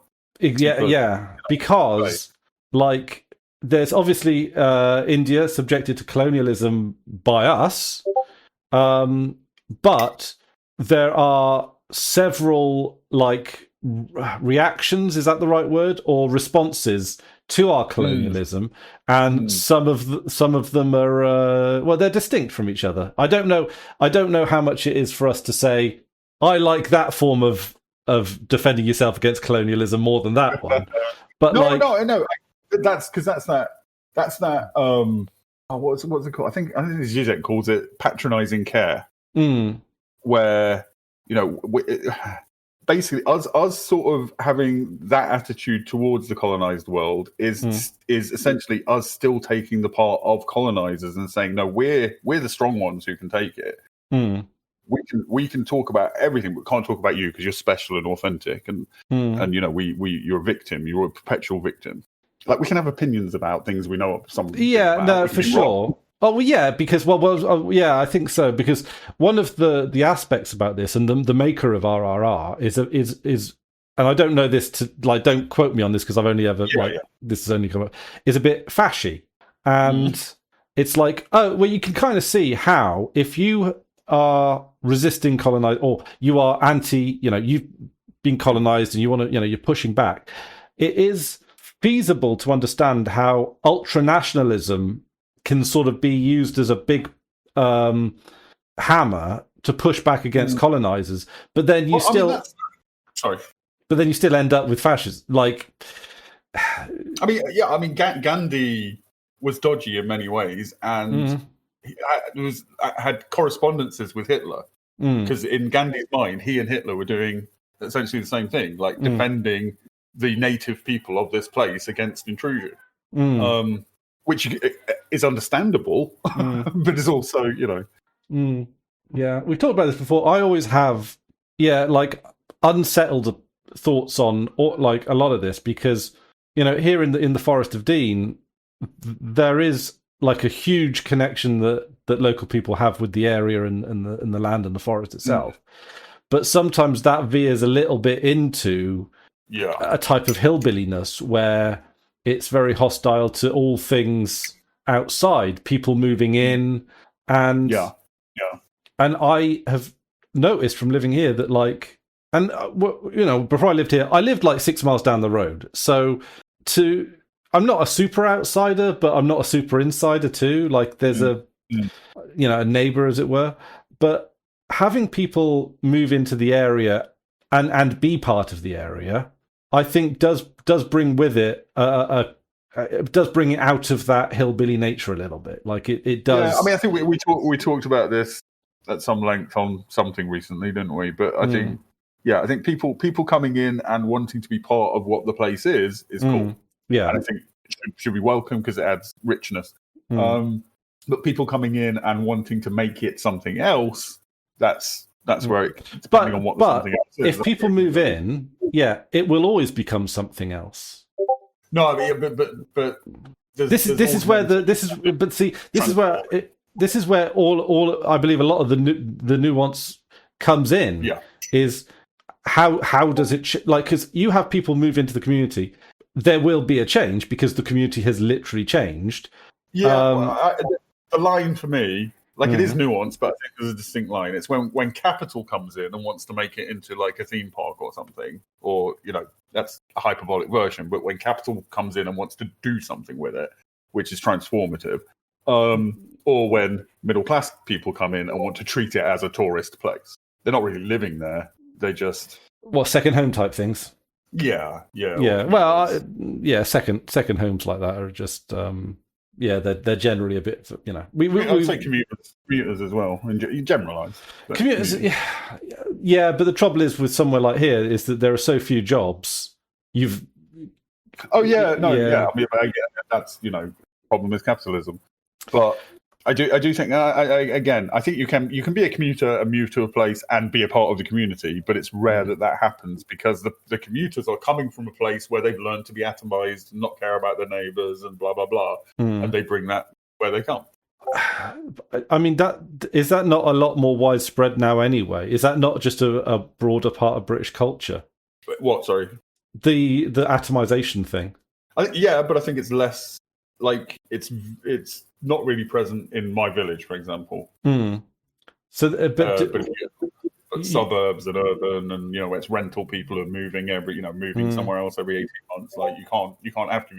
Yeah. Is it an expansion of? Well, the thing is, though, of course, it feels like employment hubs are, increasingly centralized, right? Yeah. I mean, that's the problem. I mean, and Thatcher. This is an explicit thing that Thatcher wanted to. I mean, she literally said, "There's no such thing as society. There's the family and what was the other thing? The individual, family and the individual." Yeah. So I mean, a lot of her policies were aimed at creating this alienation and destroying community, and it was her like her. What's the word I'm thinking of? It's like evil genius. Like her. Like, she defined conservative ideology for even today, really. Yeah, she didn't invent. I mean, it came from not mine was The Economist, the opposite of Keynes. Keynes is like enemy. Anyway, that I'm not thinking of Adam Smith, right? No, much more recent. Ayn Rand, because she had a lot of Ayn Rand-ness about her. Yeah, there was Ayn Rand in there. Yeah, she seemed very Ayn Randy. Also, Hayek. Oh yeah. So Thatcher's getting her stuff from Hayek, but she was an amazingly competent instrument of enacting it. Yes. Her praxis was top fucking notch. Yeah. Terrifyingly so, really. Like, you know, I don't think we've had a prime minister in our history. I can't think of a political leader in history, with the exception of like Hitler, like who was as effective as she was. Well, the thing is with Thatcher is that she had a clear ideological vision. Yeah. And I don't think we've had a prime minister in my lifetime with anything close to that, really. The closest was probably Blair, which was very similar to Thatcher's vision. Yeah, I mean, but Thatcher's vision was. I mean, I think Blair was definitely more well-meaning, or at least But it was the same: sell off the assets of the state and use. I mean, Thatcher was sell off the assets of the state and use that, give that money to rich people. Blair was sell off the assets of the state and use that to make everybody's lives a little bit better, which is better, but possibly, and it can only come from Thatcher and follow Thatcher, and it's arguably more dangerous. Ultimately, I think that it's possibly more destructive. Ultimately, it's more destructive to the left because it takes. It's more destructive to ever repairing that. I think what Thatcher did could be repaired. I think what Blair did is irreparable. Is that because Blair is? I'm going to say on the left, but on where you draw the. Because he meshed the two things together. He linked privatization with public. The problem with Blair, Blair's thing worked. People's standard of living went in. There's childcare. All these things that he did that were good. But you can only do it once because you're selling off a bunch of assets to fund it. It's a one-time thing. And once those assets are gone, inevitably, what the benefits you got from that fall away. Yeah.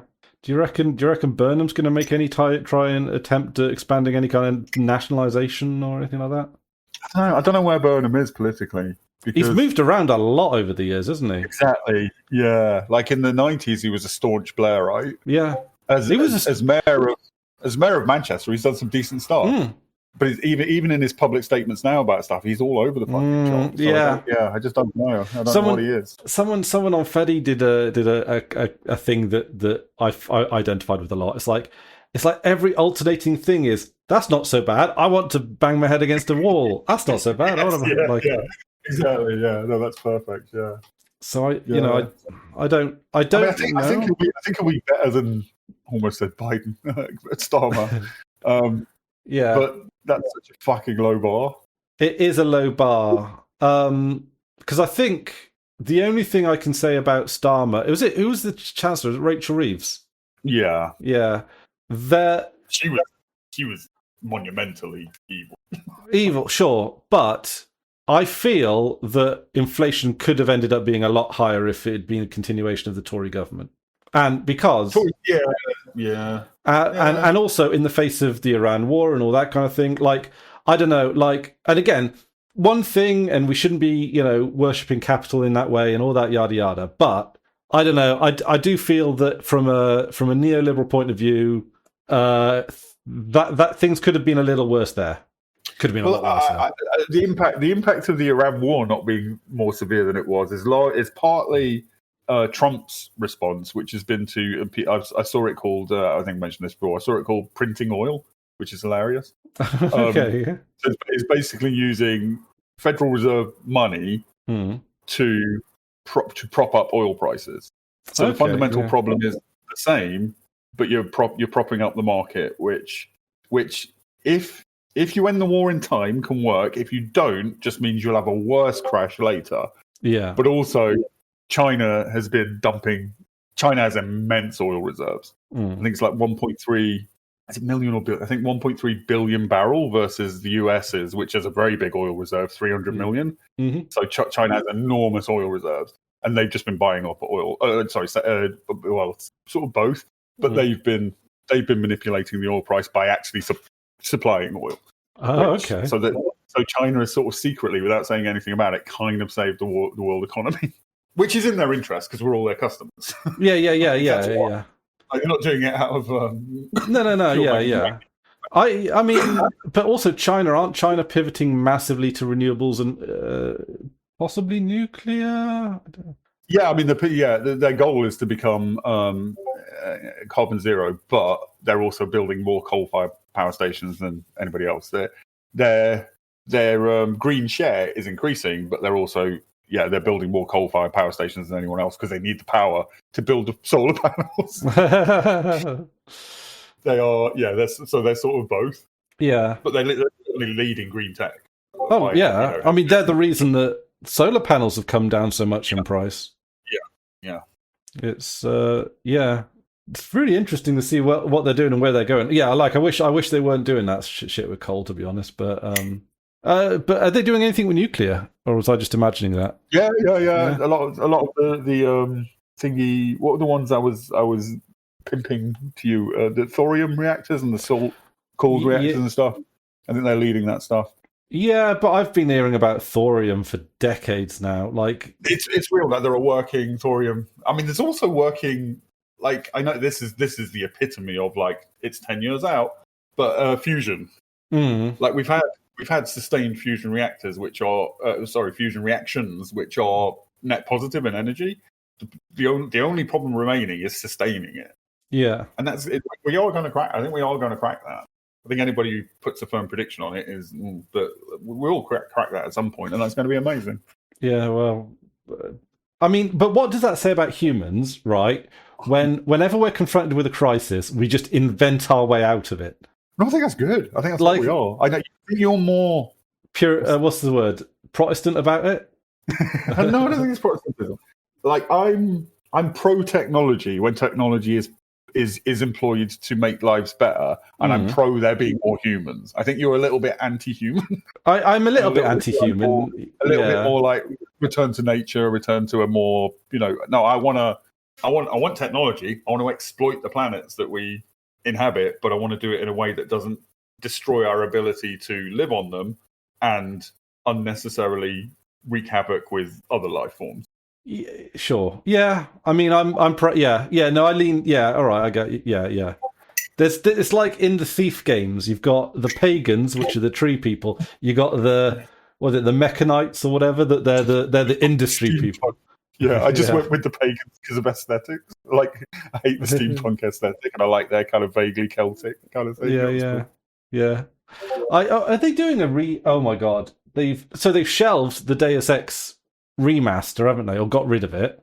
Oh, really? They're doing all of the Elder Scrolls and Fallout 3 are getting a remaster. I think I saw somebody posted the other day.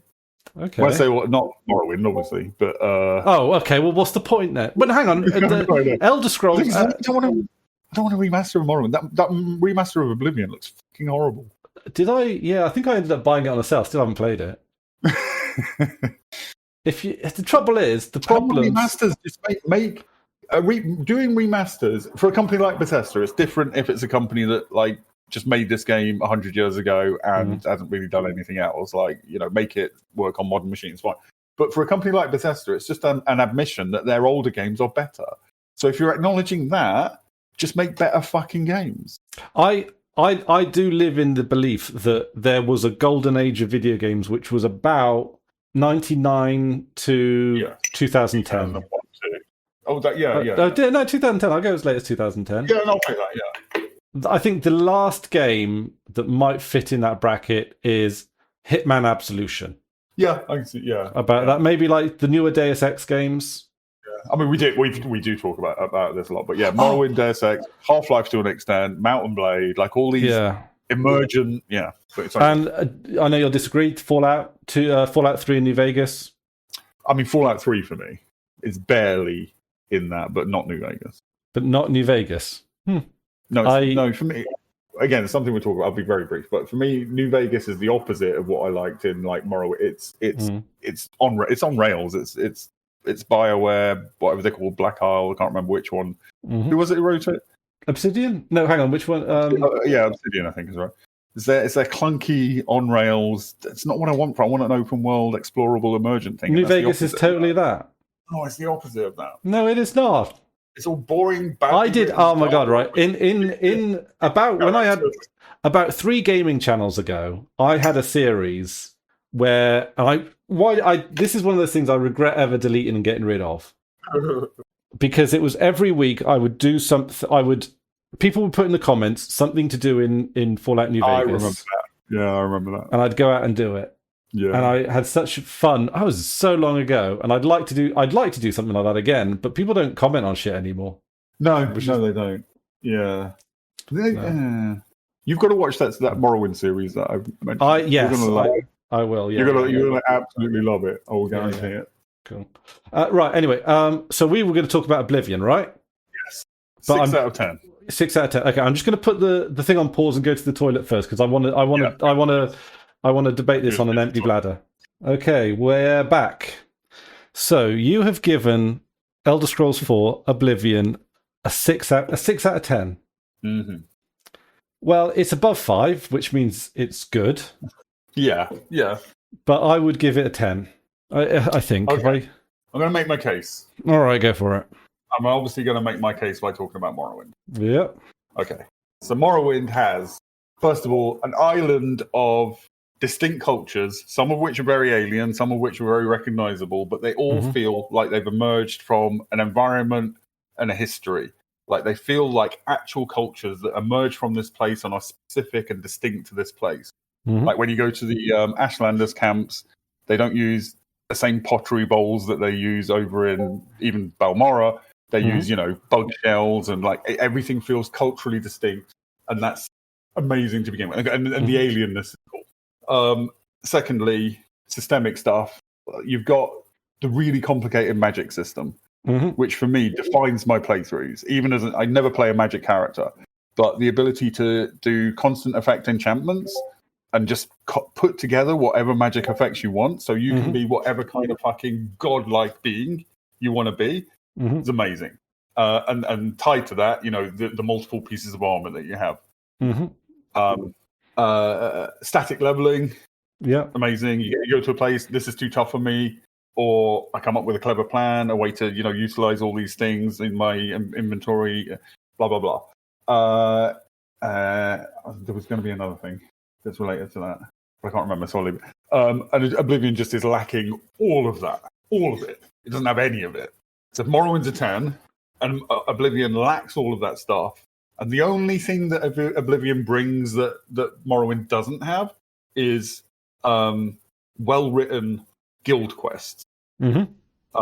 And there's only really a series of 5 quests that is, it's the latter end of the Thieves Guild. Dark Brotherhood, not bad. Thieves Guild, the end portion, amazing, better than anything in Morrowind in terms of writing of the guild quests. But Morrowind has like 14 guilds you can join. Oblivion has 3 or 4. 4. There's the Dark Brotherhood, fighters, mages, thieves. There's also things like Umbacano's quest. There's quest lines though. Morrowind does that stuff too. It's got the vampires. It's got So, but in terms of joinable guilds, Morrowind has loads of them. Let's see. Joinable. Do you want? Well, there's a list of joinable guilds that you get. Yeah, on UESP. And there's loads. I mean, some of them are joinable, but you've only got a couple of factions, like the Twin Lamps. But I think you can. Actually, that's not technically joinable. You just do things for them. Okay, all right. So here's UESP list of guilds, right? So you got the arena. That's Yeah. I like that semi-camp. I like the arena because it lets you level up like really early on, so you can get a few. Yeah, I always first thing I do is go to the arena. Yeah, do all the fights. Dark Brotherhood, Fighters Guild, Mages Guild, Thieves Guild. So they're the major guilds. Yeah. Okay, so you've got the Blackwood Company. They are. They're not. They're a plot thing, really, aren't they? Isn't that a DLC thing? No, it's not a DLC thing. It's the opposite of the Fighters Guild. The opposite. Can you join them? You join them undercover as part of the Fighters Guild quests. That doesn't count. Doesn't count. No, sorry. The Blades. Doesn't count. Doesn't count. The Court of Madness, which is the DLC. DLC for. That doesn't play like a joinable faction. That plays like you are just playing through the story of the DLC. Okay. Oh, so that would also count then the Knights of the Nine. Yeah, same deal, right? Yeah. There's the Knights of the Thorn, but they don't really have any quests. There's the Knights of the White Stallion. There's the Mythic Dawn. They're not really a quest either. There's the 9 Divines. You may join this faction with the Knights of the 9 official download. Order of the Dragon. You are induced to this after completing the main quest. Order of the Virtuous Blood.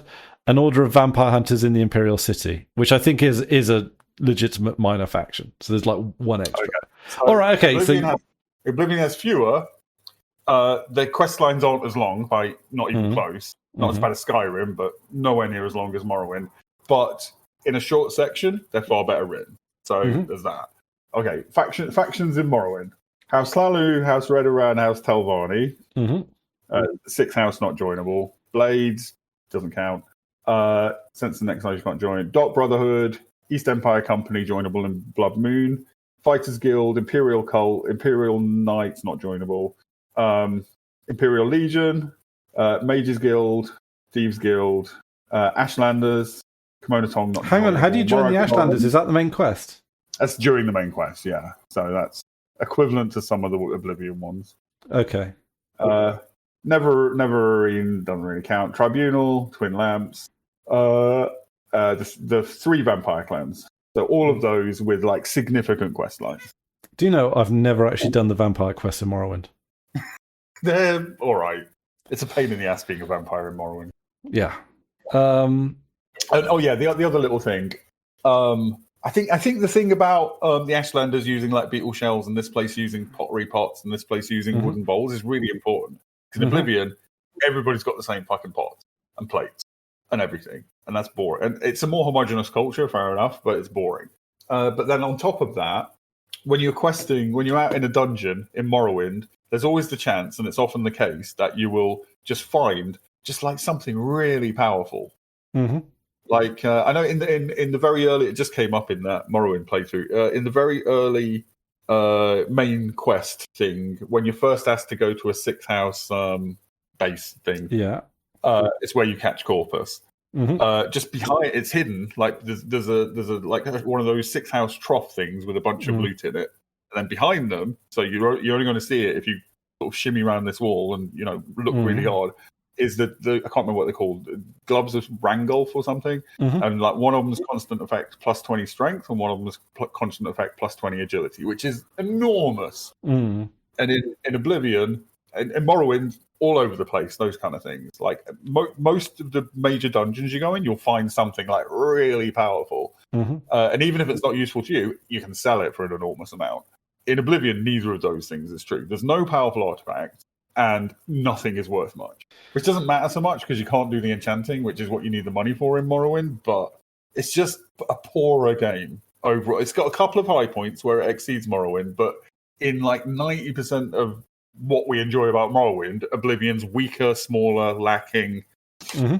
And so, like, some things are capped. Like, I think speed is capped and jumping is capped. And in Morrowind, I can be a god that literally leaps, over the entire island. And in Oblivion, the best you can do is like, I can Michael Jordan. Yeah. I mean, okay. So I play a lot of this with role playing in mind, which you don't do so much. You're more of a power player. So I do like all that stuff with Morrowind, and but when I'm playing through with Oblivion, I'm not saying that it's better that they've leveled and put the guardrails on so many things. Like they've put the guardrails on training, for example, where you can only. No, it's not. Yeah, the training thing, but in terms of the dynamic leveling, it's not that I don't mind dynamic leveling. I think there's an argument to be made both ways. I think I lean static leveling, but there's an argument to be made both ways. The problem is they did it so badly. The problem is that the optimum way to play is to not fucking level. Which just means that's a bad design. Anyway, but the thing is, the more you don't level, then the longer it takes to get to the next level, right? So for example, say you never go to... The optimal way to play is never to level above level 1. Sort of. Just increase your skills. Yeah, but then you never increase your attributes. No, but you become a god, which you can't do in Oblivion by leveling up. I mean, that's a very boring way to play, though. It's very boring. It's a very min-maxy way to play, but it shows how broken the fundamental design is. Like they fucked up the dynamic leveling. And just playing Oblivion normally, unless you really know what you're doing, you feel weaker when you level up. On your first playthrough, the higher you level, the enemies are outpacing you in strength. because you are also leveling your lock picking and your restoration and whatever. Yeah. All right. I mean, those are all, fair criticisms, but I get 10 out of 10's worth of fun out of that game. I'm sorry to say, like. But I mean, I've probably like I've had so much fun with Morrowind, but there's the amount of fun, you're having in the moment, and then there's the length of time you're having that fun for. In Oblivion, I probably had as much fun-ish as I had in Morrowind in the moment, but for a much shorter time before you see the edges and. There's orders of magnitude more to do in Morrowind, but I mean, I'm not making a defense of the game creators or anything like this when I say this, but who with Morrowind, right? Especially nowadays, who would have played all of that stuff when it, if that's a lot of gameplay for like how many people are going to be playing all of that? That's a lot of work. No, it doesn't matter because that's part of why it's great. Because whatever way you slice it, whatever your particular slice through the game is, it's seeing different shit, and it's all cool. Whereas Oblivion, my playthrough and your playthrough are going to be like much, much, much more similar than they are in Morrowind, particularly as a first player. And the kids are playing the Morrowind. I should name it. It's called I think it's called Unguided Morrowind. And the premise is the dude, he's not looking in the wiki, he's not reading, he's going in completely blind, and he's not looking anything up fundamentally. Yeah. So he's playing it how we played it back in the day. And what was I saying? What was my point? Difference in gameplay. And he's like, I think he sounds like from the things he's saying, he's in like his 20s at most, like young 20s, I would say, early 20s at most. Yeah, the kids are loving Morrowind, and there's lots of young people in the comments saying this game's amazing. It's Morrowind they're going to, not Oblivion. Is he playing OpenMW? Yeah. Okay. Yeah. That's... I had something else to say. Bethesda should let OpenMW in on the Steam store and just give them a green light. Yeah, just make it the ball. I mean, it's in the same way that some games on Steam just package emulators, open source emulators. You can do it. Like, there's nothing stopping them just packaging. Iron Storm, I think it was. But that would mean they couldn't resell and remaster if they ever do. Well, you still need the assets. Just like they could do what they did with Deus Ex. Remaster. What's the remaster called? The reloaded revision. Yeah, is it? Basically, Ion Storm or whoever gave them the green light and said, "Yeah, you can have that on Steam." And they gave them the okay, so it can be done. But with OpenMW specifically, they're just so penny pinching. You still need to buy the assets. Tell them you still need to buy the assets. Just let them. We still need to buy the game, but. If they put Open Morrowind as the default way to run Morrowind on Steam, there's less of an argument for the remaster. Because, part of the problem is, like, Morrowind itself runs like shit on modern computers. You really need, especially on Windows, you really need Open Morrowind to even run it.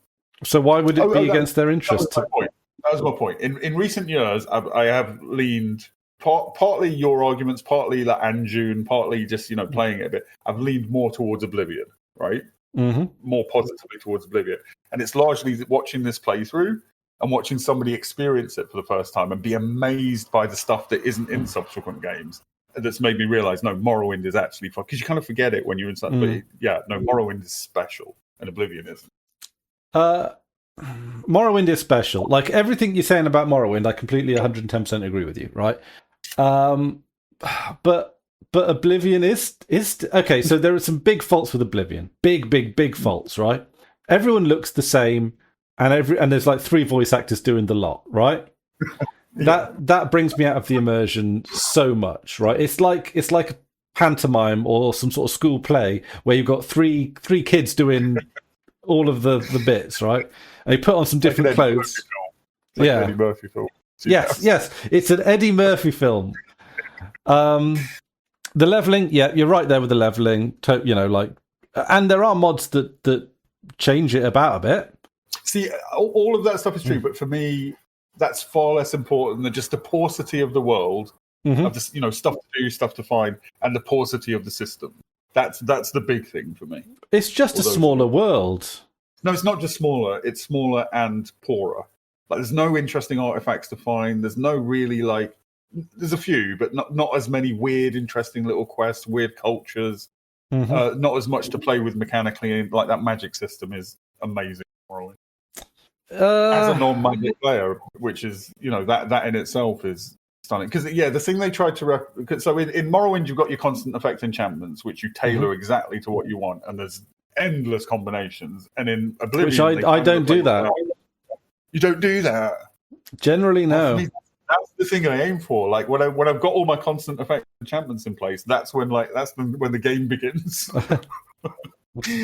which is like 200 hours in.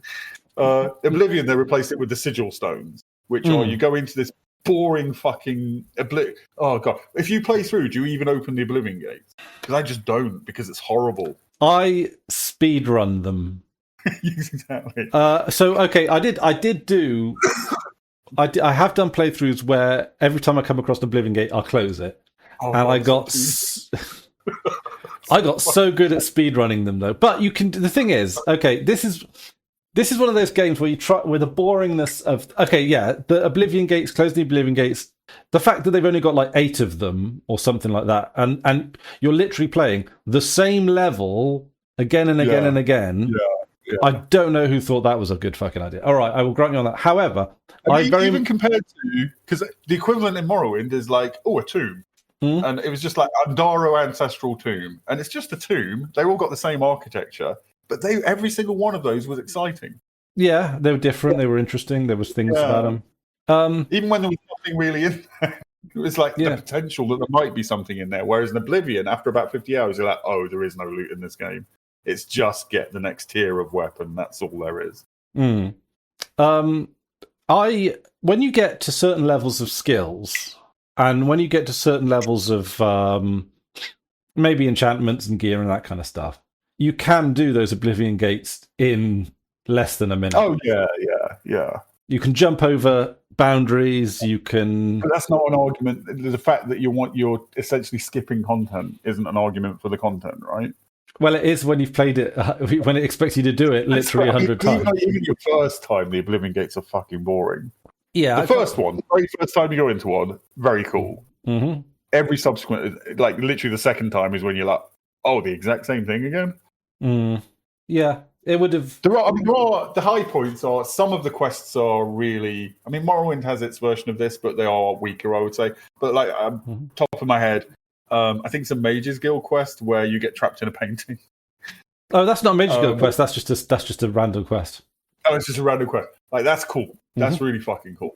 And some of those quests, each village or each town has one or two of those random quests, and they're often really good. Off. There's a dozen or a couple of dozen of really interesting individual quests in Oblivion, whereas Morrowind is very much. A barbarian stole my clothes, or fetch this from here. But the relationship I felt, especially the first time through, the relationship I felt with the guild people giving me the missions, like, because when you came back to them, didn't even mention the lack of map markers. That's a huge thing. But when you went on a mission, and it was always like you always got distracted or lost, and it always felt like a fucking journey when you got back. And then you talk to your guildmaster and you're like, I did it. And they're like, that's fucking awesome. Here's your next thing. Like, you've got to do this. Like, I felt they felt, even though they didn't have voice acting and it's all just text, they felt far more like people, and I felt far more of a relationship with them. Yeah. Well, but I was trying to be positive about Oblivion, but like the painting quest is really cool. There's nothing like that in Morrowind. I mean, we've been playing Esoteric Ebb, which is a non-voiced story game. And it's so much easier for me at least, but I assume you feel the same, to associate with the characters, or when it's just text, when you don't have. It should be the other way around, but it's not. I'm sure it would be the other way around if they put in the necessary work to do it, which is unreasonable. You've got the problem of like, you can't skim voice text. You can't skim voice acting. I can skim text. I can read it at my own pace, which means I'm more likely to properly take it in. Whereas when it's voice, I'll just zone out, or I'll walk off and go for a piss, or wait until the fucking voices. Yeah, but also with Oblivion in particular, when you've got the 3 voice actors, it really is just 3. They don't even have one for their own each race, you know? I do love that. There's that one. I think it's an alchemist Dunmer lady where they kept in the yeah. Oh, I messed that up. I'll do that again. Okay. Yeah. Hello, traveler. Oh, that's a classic. But even yeah, the fact that it's got more voice acting but feels because Morrowind, you go like at the start, you walk through the town and people will just say throwaway things to you like, "Oh, you piece of, you're a piece of shit. What are you doing here?" That something along those lines. And then like when you've got your fancy clothes on and you're powerful later on, they're like, "Outlander, you flatter us with your attention." Yeah. And that you feel a change. You feel that, oh, people like me now. I never felt that in Oblivion. They do say things like that in Oblivion. Yeah, but it never hits. I mean, they tried to do it in Skyrim with, I took an arrow to the knee and all that fucking. You look. I can't remember. It was because it was like if your strength was high, they were like, "Oh, you got big muscles." Yeah. But then if your intelligence was high, they were like, "Oh, you look like you're good at reading." They didn't know how to do. Yeah. You look like you could jump high. Yeah. You're a sneaky looking sort. That's one in Oblivion. Yeah, and I mean, if you're a sneaky looking sort, you're bad at stealth. Yeah, it's they do it with all skills, don't they? They go, "Oh, I hope you can teach me some alchemy sometime." Yeah. It's and even again, this goes back to, I think the alienness is a big part of it as well in Morrowind. The fact that it's not just medieval Europe; it's something other than that. And just and noir. I can't remember the other, but like the specific Morrowindy invented words that just make it feel like a place you're entering rather than just it's a Ren fair. Yeah, and I liked also how distinct what's the Mournhold was to Vardenfell. Yeah. Which was again first time through because I just thought the island was Morrowind. You don't know the lore, back in whatever. I didn't know the lore. I was like, oh, Morrowind is bigger than that's Vardenfell. This is Morrowind. Like, yeah, that was interesting. Yeah, and I think the DLCs fall down a little. Well, they don't fall down. I don't know. I liked Mournhold as a destination. I think the main quest in it was a bit of a chore. Tribunal felt like a chore. Blood Moon was a lot better. Yeah, Blood Moon was okay. Yeah, and you had the and it finished with the hunt. The great hunt. The werewolf hunt thing. Yeah. And before that, you get to build a little settlement. I love that at the time. I thought that was that was groundbreaking. Also, again, I mean, this is mechanical again, but like the dice rolls versus the more arcadey style combat. I know this is a subject of contention, but the good thing about the dice rolls is your character is getting better at something.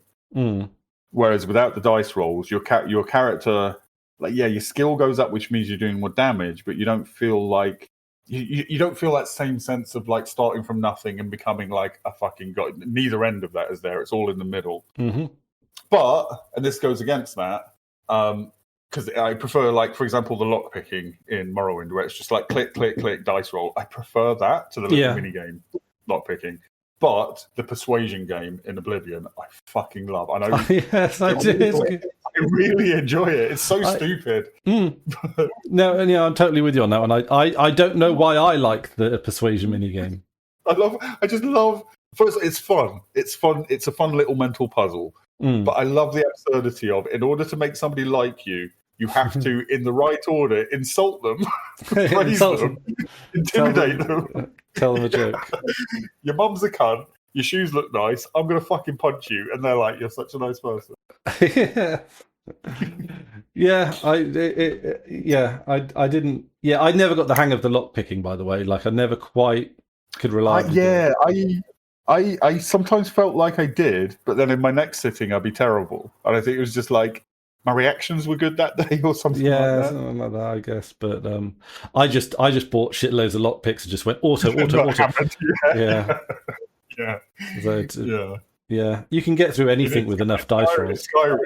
In Skyrim, when it's this kind of lockpicking that's in every fucking game now, I literally just installed a mod that just had a green area where you needed to put it. I couldn't be fucked with it. Yeah. Yeah, I didn't mind it when they brought it in with the Fallout games, but I don't, beyond, There was more thought put into it in the Fallout games. There were better little mini games, and they fit better into that thing. Like the hacking one was really fun. That was an actual. If you're going to do a mini game, make it a puzzle, not just a trial and error type thing. Yeah. Damn, I do like Fallout New Vegas. To be fair, and the Fallout 3, not the ones before that, and not the ones after that. That was the golden era of Fallout. Yeah. I think. Yeah.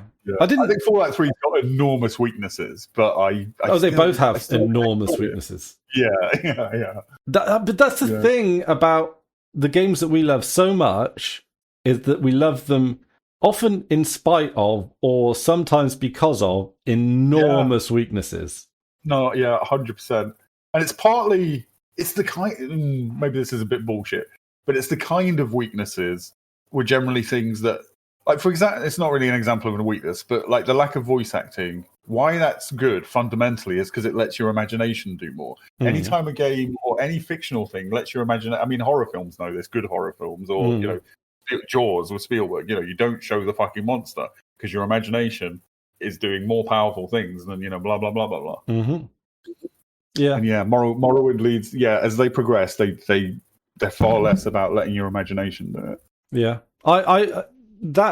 When I first played, and I never finished it because it's too scary, the game Amnesia: The Dark Descent. I think I bailed out of that one. And I didn't stop it because it was scary. I stopped it because, well, it was scary. I stopped enjoying it basically. But you start, and I'm not a big horror games person, but you know, you go into this mansion, it's creaky, it's scary, you hear all these noises. At one point, I was hiding under a table waiting for something to walk past. Once I'd actually seen the monsters, it was just a running away game as far as I was concerned. Yeah, exactly that. Yeah, that's exactly it. That game should have been a fifth of the length, and you should never have seen a monster in it. Or maybe like right at the very, very end. It's specific to people like us, though. I think the people that like horror, they want that as well. They want both parts. Whereas for me and you, at that point, it's shed its whatever, and as you say, it becomes. But game. Horror games are not a genre for me, so I'm not gonna put the worlds to right on that one because I get scared too easily from video games. Films not so much, but video games, because you have to confront the thing that's scary. You're there. You're actually there. You're not watching somebody there. You are there. Yeah, 100%. It makes all the difference. It's a bit like books. I actually get quite scared by horror books.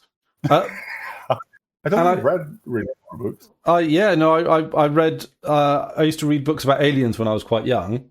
Terrifying it was, because it's one of those things. Have you ever been made to jump on a book? No, I don't think I've been made to jump. Once in my entire life, and it made me jump, and then I laughed at myself. Oh wow! What was? I can't remember. Remember. It's something very, very tense, and then somebody bursts in or something. It was. Well, the thing is, aliens were the thing that I found them scary in particular, because it was like, this could happen to anyone at any time. They could just show up and fuck with you. Like, no, I'm terrified of aliens. I didn't know you shared that. Only in a book sense of the word. When I'm like awake and alive in the world and this kind of thing. For me, it's from the film Communion. I've not seen that. Which, again, it's not a very good film, but it's about a dude who's just in this remote house in the woods, and I think he's previously been abducted, and he's scared of alien. And then there's just a little, it's like paper, it's terrible special effects, like papier-mâché. But this alien face, like nighttime outside, you know, you can't see out, but they can see in, kind of thing. And just an alien face just like emerges at the side of the window, and that haunts my fucking life. Oh wow! I don't know what it is about it. Yeah, it's those little things that just like pick at your brain in a very specific way. Yeah.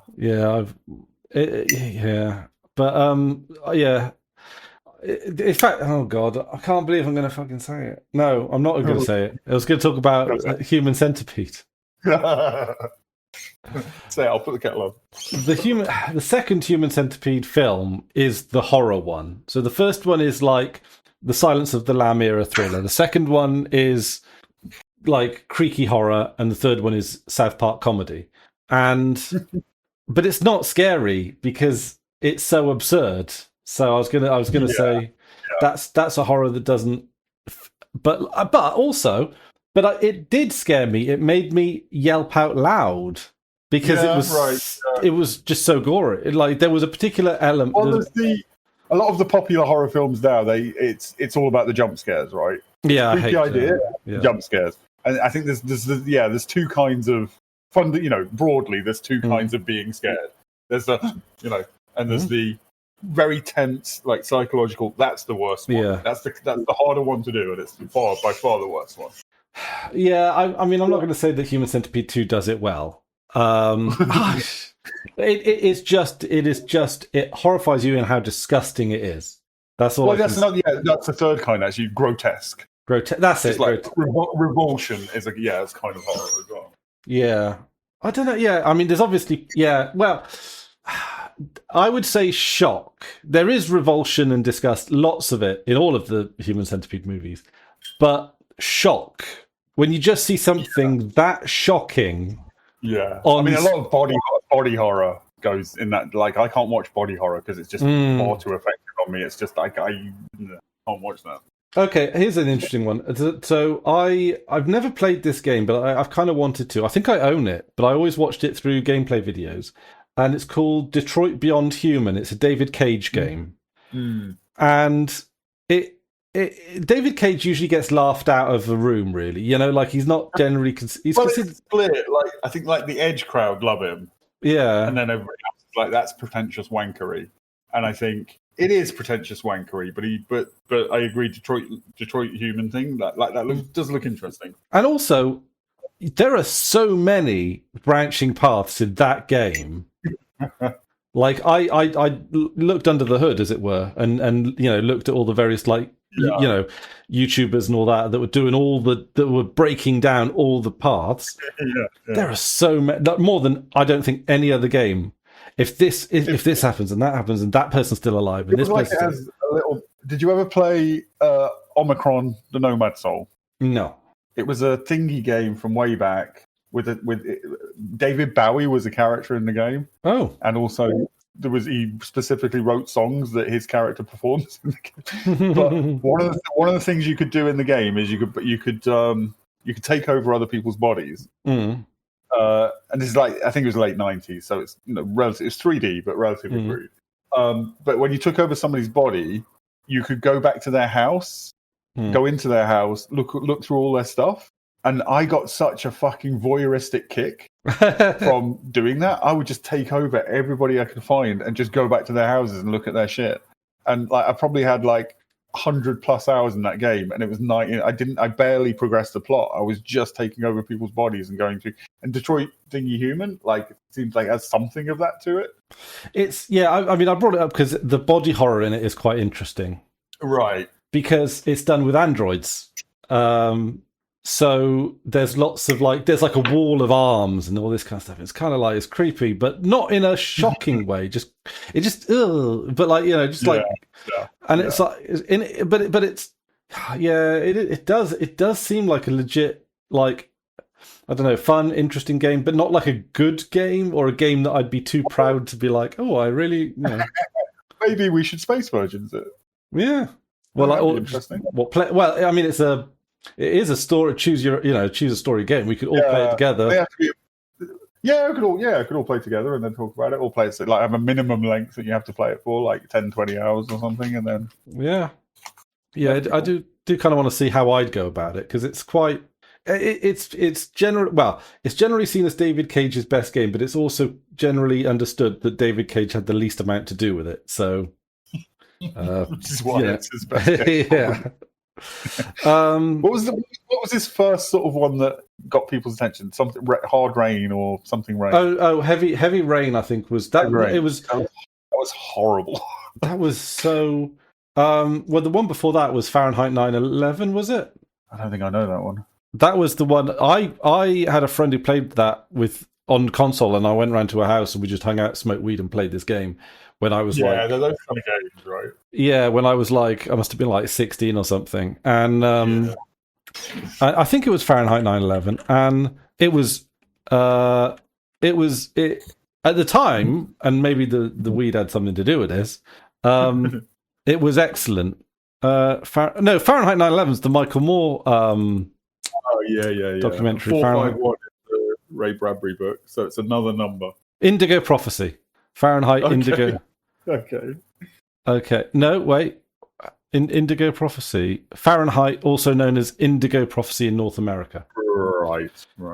Okay, so yeah, Quantic Dream, David Cage. Yeah. Because Nomad Soul was Quantic Dream. Yeah. He was making it there. Oh, and it won some awards. I don't know if these awards mean anything. Develop Industry Excellence Awards. Best New PC IP won that. It won the Navguitar Awards for original adventure and writing in a drama. Well, that must have been a tough year, 2006. Yeah, so it was. See, it's one of those games. Okay, it's one of those games that I much prefer to watch watch it played on YouTube than to actually play it myself. Yeah. Partly because the mechanics are a bit tedious. There are elements of the game that are just like find 5 items in the apartment and make a pizza or whatever. It's like, but the actual story itself, I'm not even going to say that was good. You fight the internet at one point. It just like for no reason. It's just like, oh, there's a yeah, and I saw Heavy Rain get played through as well, and that was just sad. Was it sad? Or is it just like? Yeah. It's just like, oh, let's make this deep and a deep experience by harming little boys. Oh, is that what? I can't remember. I just remember it being just. If you want to do that kind of thing, just make a film. David Cage always wanted. No, yeah, this is David Cage. Couldn't crack it in film. To do. But of course, we substantially differ on Long Live the Queen, don't we? Because I that's one of my favorite games. That's a 10 out of 10. Yeah, no, it's not like I think it's a bad game. It's just not for me. Like I recognize its quality and I recognize what you enjoy about it. It's not that I think it's shit. Yeah, that might be one we should play together one day. Yeah, I'll see. That. Yeah. See, because I've only got about half of all the full achievements, which is really a lot. We should do a session of that, and then a session of the version of that idea that I like. What was the version of the idea that you like? Volcano Princess is probably the current iteration. Oh yeah. There's also a new what you call it, spiritual successor to Long Live the Queen, but I haven't actually got that yet. What's that one called? I don't know. It's called like Cosmic Princess or something like that. Long Live the Queen. I may have looked at that and thought of that as more of a. I think that might be more of a Princess Maker one if I'm thinking of the same. Galaxy Princess Zorana. Yeah. Like the original Long Live the Queen, which was an incredibly difficult life sim that involved keeping a young princess turned queen alive long enough to rule her kingdom, the sequel Galaxy Princess Zorana follows a new ruler coming into her own after her celestial emperor father dies.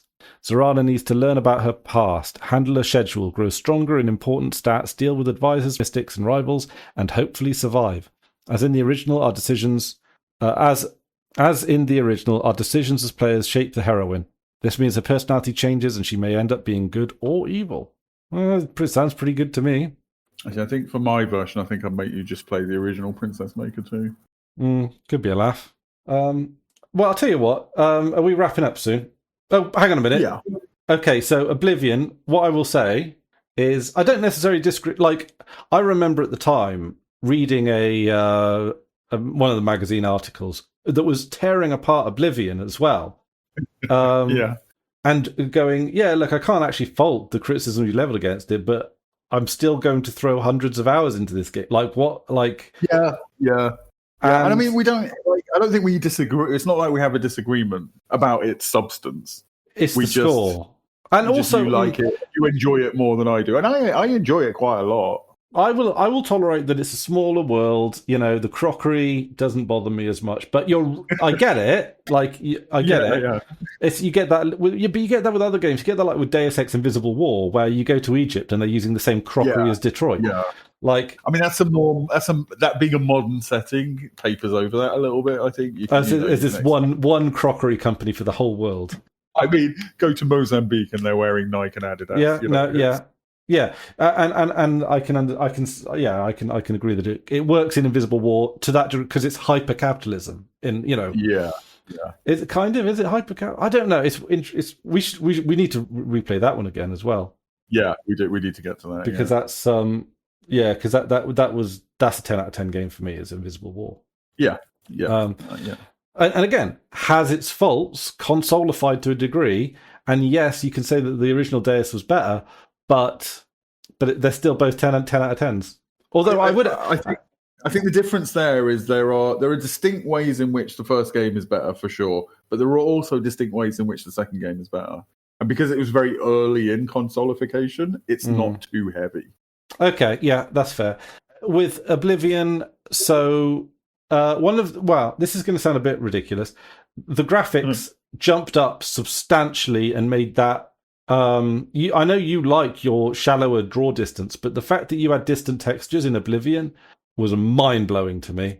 I agree. At the time, when I first ran Oblivion, I was like, this is amazing. This is such a jump up. If you run them now, though, I think Morrowind looks better. I think because Morrowind now, because of how low poly it is and how many sort of like shortcuts it's taking, looks stylized. Whereas if you play Oblivion now, it's closer to what we have now, but so far away that it just looks bad. Like when you emerge, first time you emerge from that sewer and you look at the distant land, it's just blurry, blotchy. Like it just looks like the textures haven't loaded. And the LOD models haven't loaded. Whereas if you play Morrowind, it looks stylized. I think, that, yeah. But also, OpenMW does a lot to improve the graphics. I don't do any of that. I do the water, or I leave the water on whatever their default is, but I don't do anything. I do like the fog. I like the way Morrowind looks. I mean, Morrowind, the sky in Morrowind is beautiful, and some landscapes when you find one of those Telvanni mushroom houses, like it can look beautiful at times in a way that Oblivion looked impressive, but it never looked beautiful. Nothing looked beautifully designed in Oblivion. Yes. No, I get that. I get that, and you're right. And having the distant textures on Oblivion made the world feel smaller because you could literally see the Imperial City from wherever. Yeah. But I don't think that was a bad thing because I think it was a little bit of a metaphor for it being the center of the realm, right? Like, no, again, it's not a thing. It's purely a taste thing. This, I don't think it's not right versus wrong. It makes it feel small in a bad way for me. For you appreciate it. I mean, I liked also in Morrowind where having Dargothur's volcano hanging over the island was very powerful. Like I thought once you have that anyway. You very early learn where that is, but seeing it just like as you're out and about. Yeah. And I think if they made it now, if it was made now, not by Bethesda, by competent people, the same fundamental game made with today's technology, that would be an ever-present thing that you could always see. Yeah, for sure. Yeah. So I like the distant textures on Morrowind. Obviously, that was a technical limitation because, to be honest, even when you can set the settings of the distance, you can max out any machine. Because I think if you're willing to like go all out, you could like load every single thing there the is. Entire game into memory essentially. Yeah. So I don't know how much memory that would take. Would it be in graphical memory or just RAM? I don't know how that stuff works. Maybe. I mean, it'd have to process because it says there's a setting that says if something is smaller than 2 pixels or whatever, don't render it. Like if it's that far away that it's which is a clever way of doing it because technically one pixel just reminded me of how big Deus Ex file saves get. How big? I think they hadn't worked out like what was eventually worked out is that in Deus Ex I think they just saved the state of every level that you'd been in, as in they saved because you can move objects around and stuff obviously and destroy. I think you can destroy doors and stuff. Yeah. So they just saved the level in the save file. And then later on they realized, no, we don't need to save the entire level. We just need to save what's changed. A delta.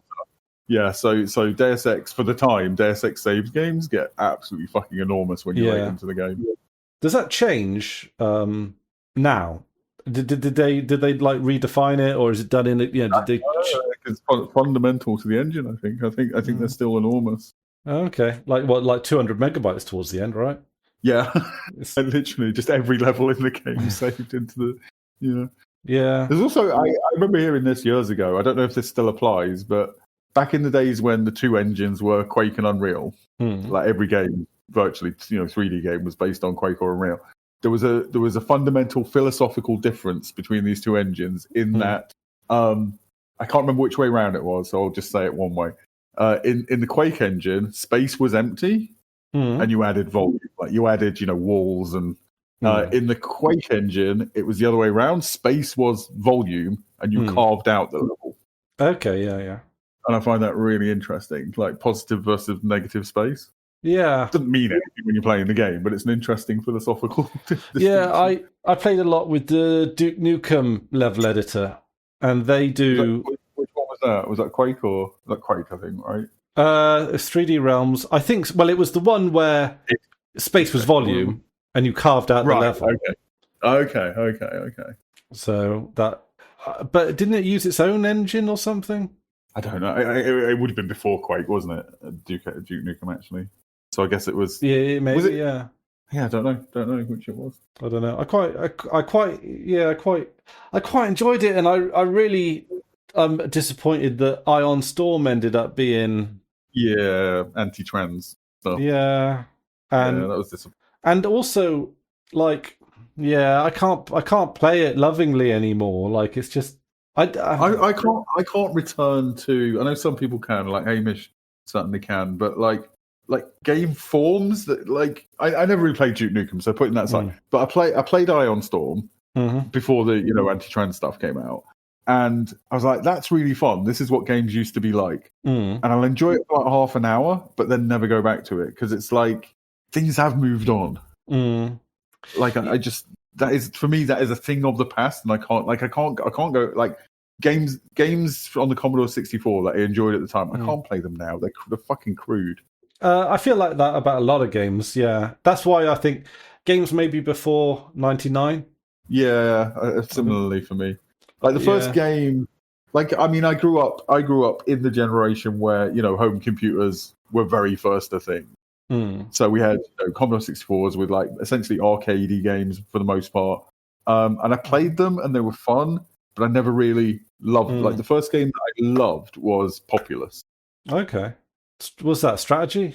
I don't even know what Populous is. Yeah, it's a god game. It's, you build up your land and make your castles, and then charge all your men at the enemy men and that looks kind of cool. Oh, that looks really cool. Yeah. It's almost. Is it similar of the era of Transport Tycoon? Not train. What's the train one? Train Tycoon. Yeah, TTD, isn't it? Transport Tycoon. No. The one, the Sid Meier's train, the train one.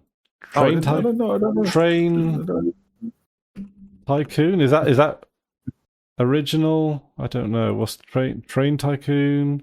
But broadly in the same, in the sense that you're managing something abstracted away from it. Yeah, broadly the same kind of thing. But yeah, games were very throwaway for me before that, so I don't have a particular nostalgia or desire to return. They weren't clever. Populous was the first game that I played that was clever. Railroad Tycoon. Right, yeah. That was it. And is that a Sid Meier's one? Sid Meier's Railroad Tycoon. That's it, yeah. Although this version, yes, that's the one. So it's like the real blocky one, the original. Oh god, that's ancient. Show me. I'll put let's see, copy image link.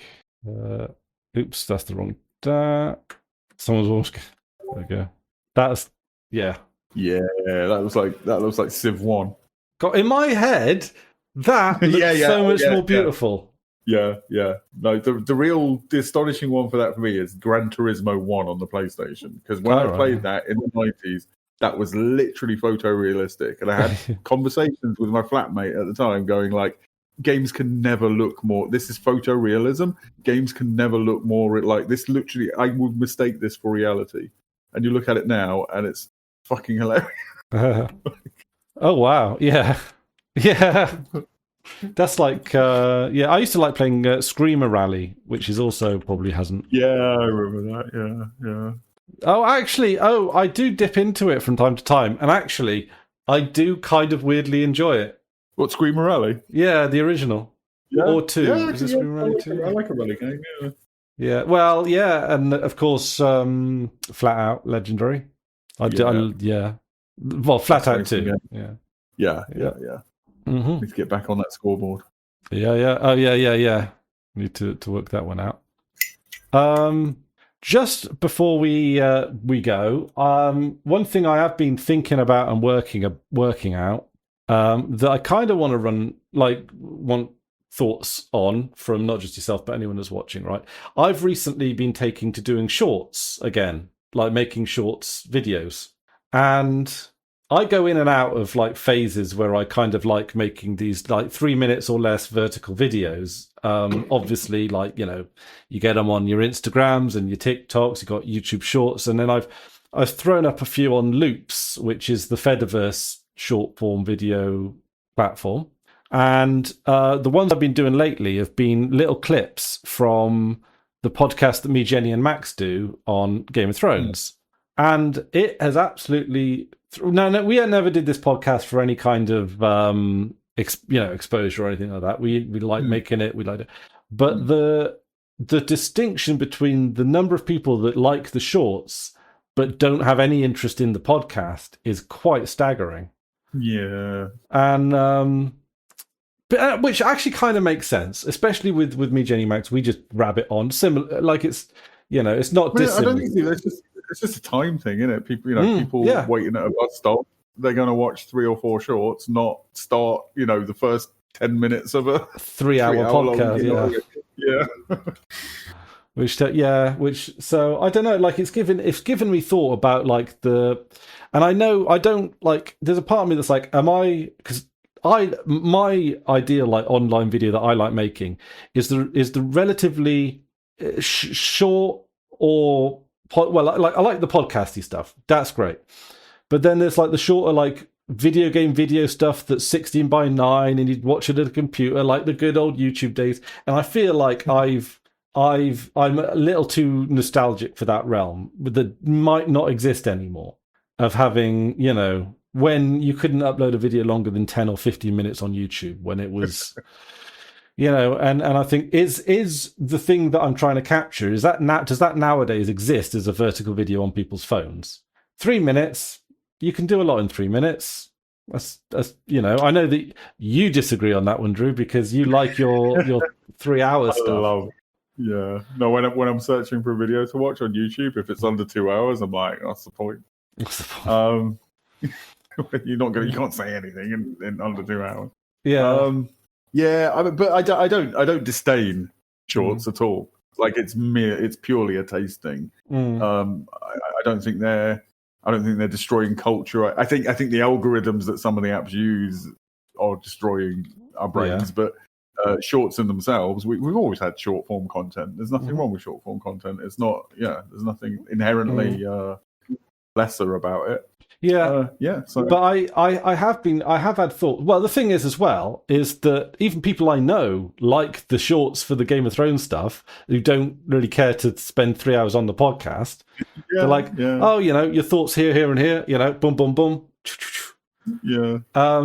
And so I don't want to have such a high opinion of myself as going, well, you like the 1 minute version, why not like the 10-hour version? Like maybe my some of the stuff that I do needs substantial distillation and refinement. But I was thinking about doing an entire Hitman walkthrough of Hitman Blood Money, classic game. That's 10 out of 10 best game ever. Minimal flaws, although there are some substantial flaws, and each level being a 3 minute or less short, and seeing that'd be cool. What I could just out of interest, you said you implied that like the ratio between the shorts numbers and the long form number. What's the ratio between the numbers? Okay, so a short on the Game of Thrones podcast, Ours is the Theory, will generally get 1,000 watches, whereas a podcast will get anywhere between 10 to 30.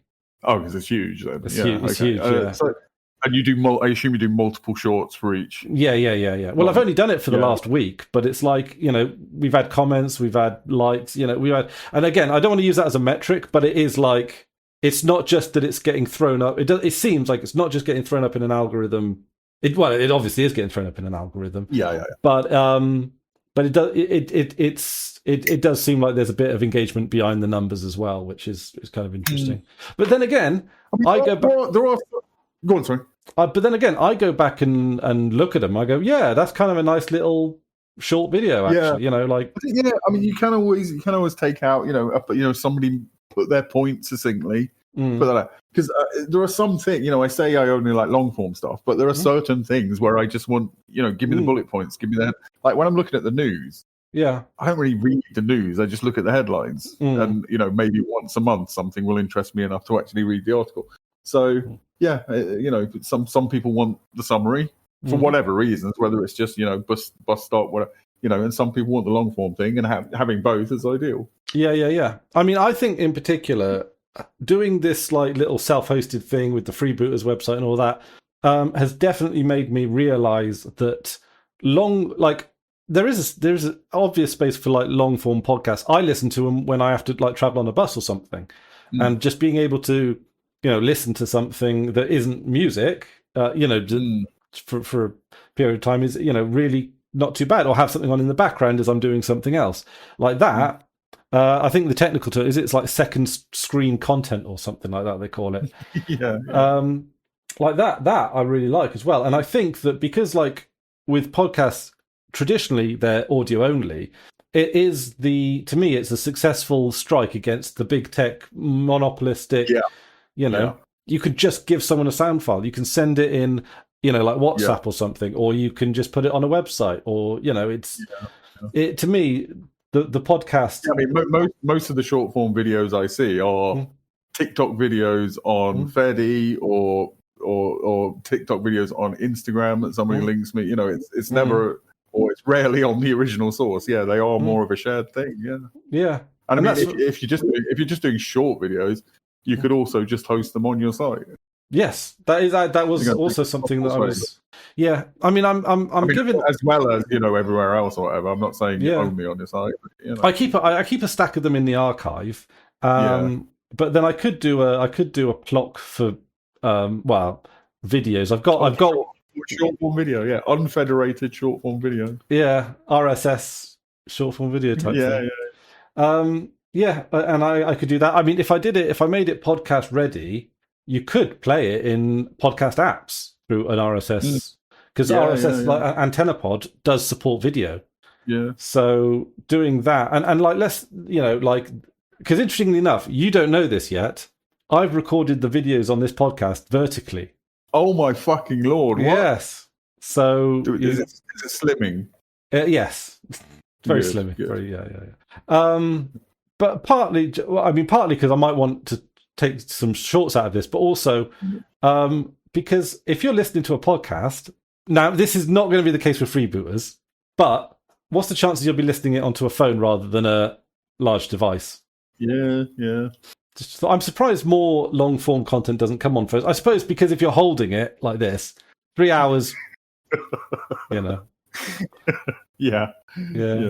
But it's I want to pull up the David Lynch clip where he rails for about 5 minutes, but you can't watch a fucking movie on a phone. I mean, I don't think I could, although I did watch a couple of episodes of Prison Break. He's saying it's a fundamentally different experience. That if you watch a film on a phone, you haven't watched that film. That's what he thinks. I disagree with it, but I love David Lynch, and it's an interesting take. I think, I mean, my dad tells me when he first saw the Star Wars, he saw it on a 6-inch black and white television. Exactly. Yeah. So that's most of my film watching for most of my life was on a 14-inch portable with a shitty signal. Yeah. So I don't know. Anyway, it's just sort of some sort of thoughts I've been working out, really. Because I don't watch short form content that much. But to be honest, going back and watching all stuff I made in short form is kind of nice, because I don't want to necessarily. Yeah, when I occasionally watch, the little short clips that you did in the past, it's like because it reminds you of the whole. Yes. It brings back the whole without having to rewatch the whole. Yeah. I mean, like, so I did the Morrowind shorts that we did. Yeah. And I love those. Those, in my opinion, are some of the best videos. They're really fun. They are really fun. Yeah. Yeah. Yeah.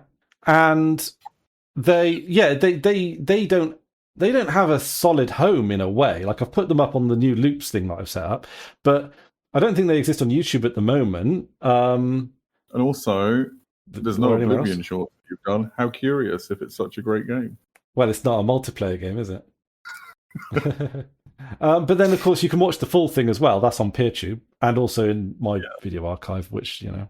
So another thing that we keep saying we should get back to. We should get back to multiplayer Morrowind. Absolutely. We got so much on the list as well, isn't it? I know. Yeah.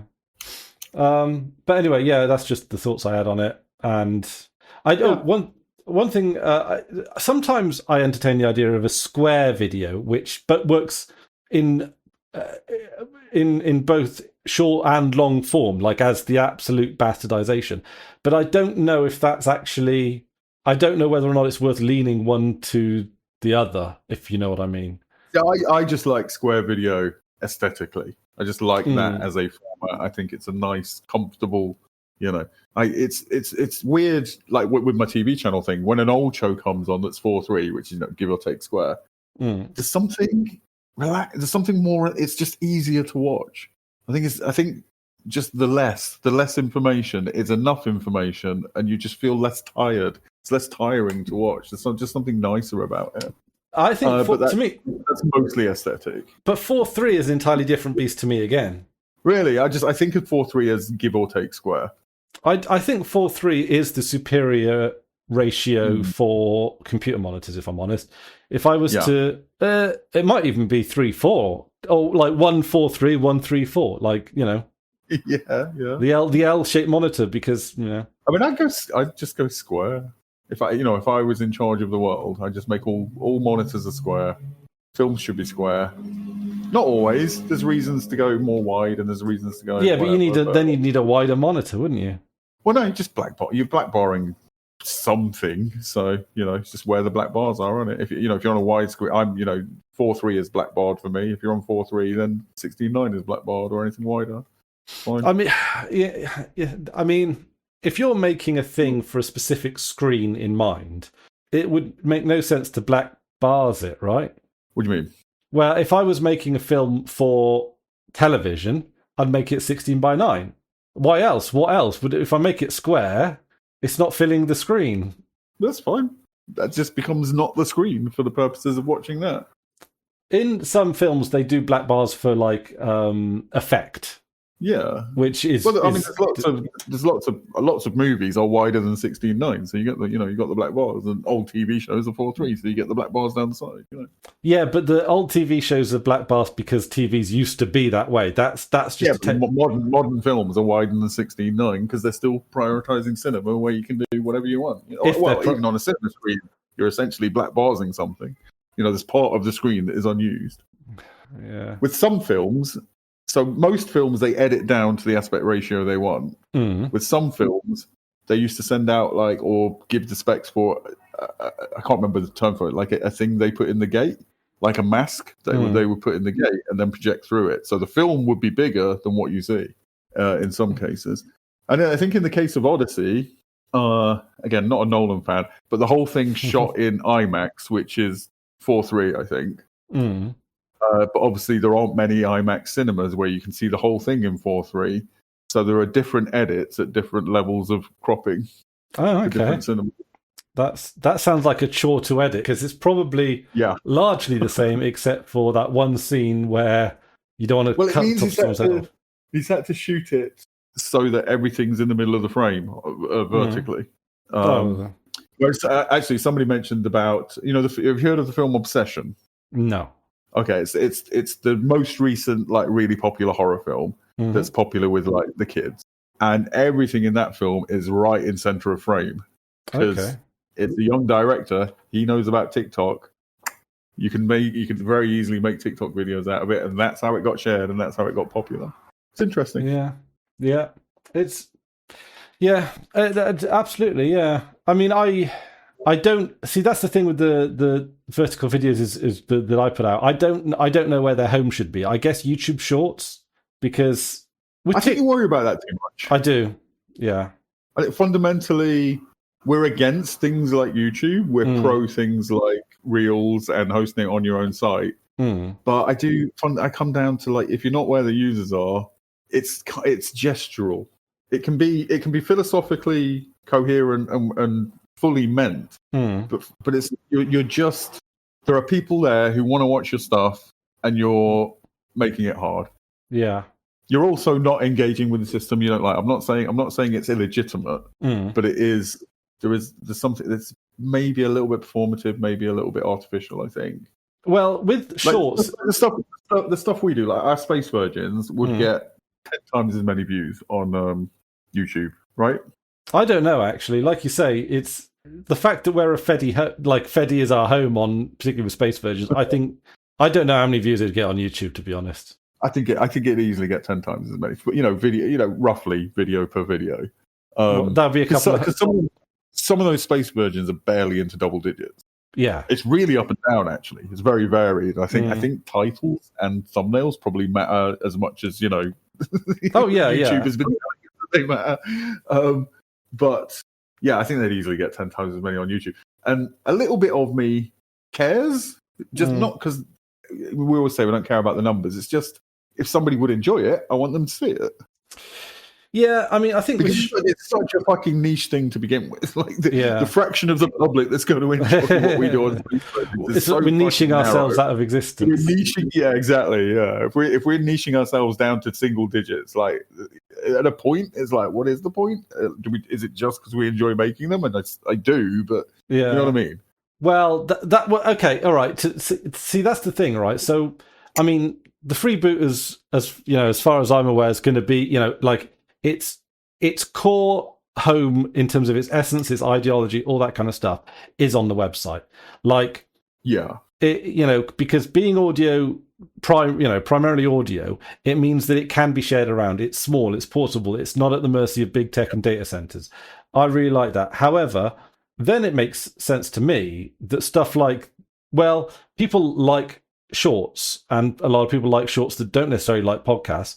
And a lot can be said in 3 minutes. And when you make a bunch of shorts also, because the thing about shorts that interests me is that it was the reason TikTok basically overshot YouTube in the community video making world, right? If you wanted to make a little home video or whatever to share with people, it used to be YouTube. And then TikTok came out of nowhere. And then that's, and YouTube kind of pivoted a lot more to like television-y sort of stuff. It does have a shorts offering. It's trying to do live stream, but that is quite small compared to Twitch. So like YouTube has been losing ground on a lot of areas. And one of those areas, of course, is TikTok.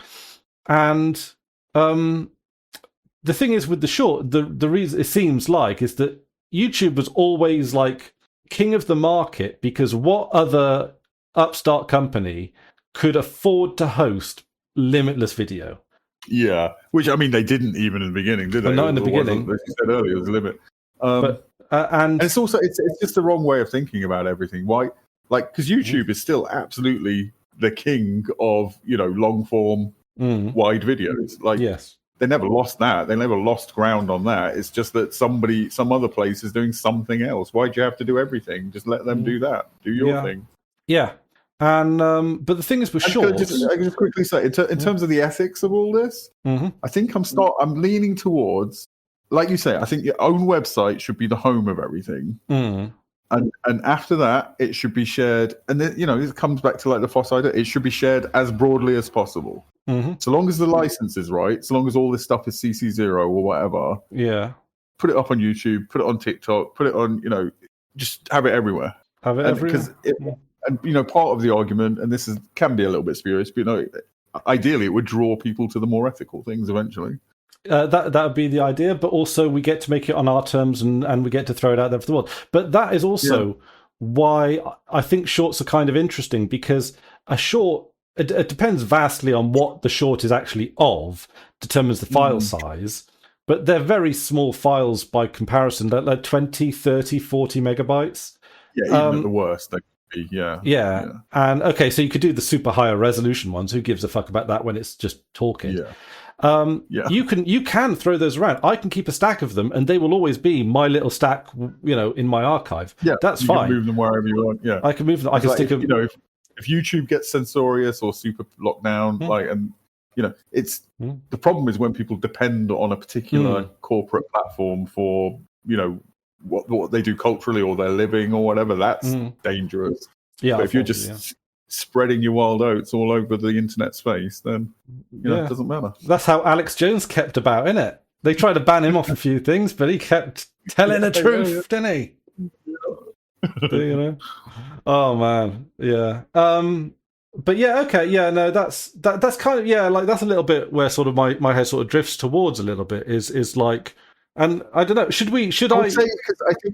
think when you last time you were thinking about this stuff and you semi-deleted your YouTube stuff, I would say just don't get attached to the platform. Don't think about the platform too much. Just like they're on there, you don't owe them anything. Nothing is owed in either direction. It's just another hard drive fundamentally. Yeah, I totally. That's because I think when I what you call it, mothballed my account on YouTube. We did because you were invested in it was the problem. I think. Yes, exactly. It had a hold over you. Yes, and we did say that if I ever fancied doing stuff on big tech platforms again, it would be new. It'd be a different place, new account. So maybe I might, because I've got some days off now. So maybe when I got a few moments, because the thing is as well is like I'm trying out loops, but the thing is with loops is it suffers the traditional problem of not having that much content on. Although one thing I will say that I do quite like about it, and again it's the same thing that is with all loops platforms, shorts platforms, is it will just give you a recommendation and another recommendation and another recommendation, and that's all right. Like I've watched a few videos I like on loops, probably more than PeerTube if I'm honest. Because it'll throw something like, here's some journal cycling videos. Hamish in the past has made the argument that there's plenty of content on PeerTube, but it so depends what you're interested in. And discoverability, though.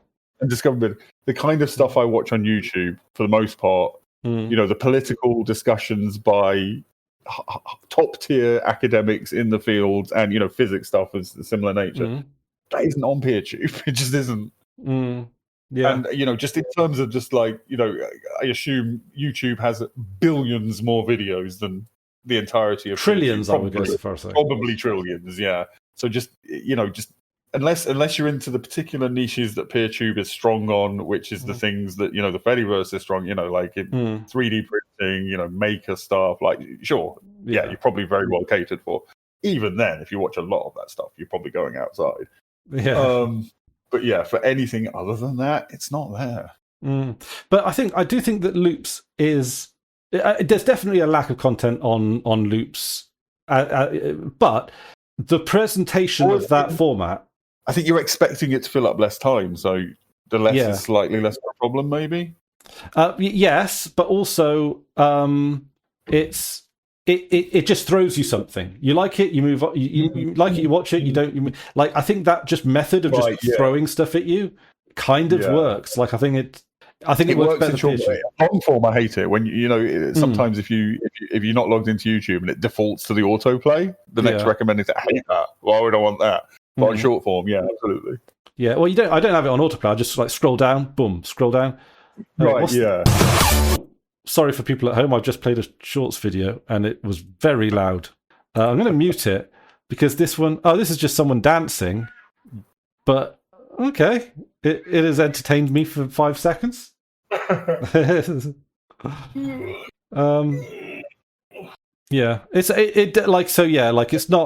not surprising to know that loops needs more content. But then again, maybe that's where I come in. That's something. And it being short form and it being easier to upload stuff and quicker, and maybe it'll fill up quicker.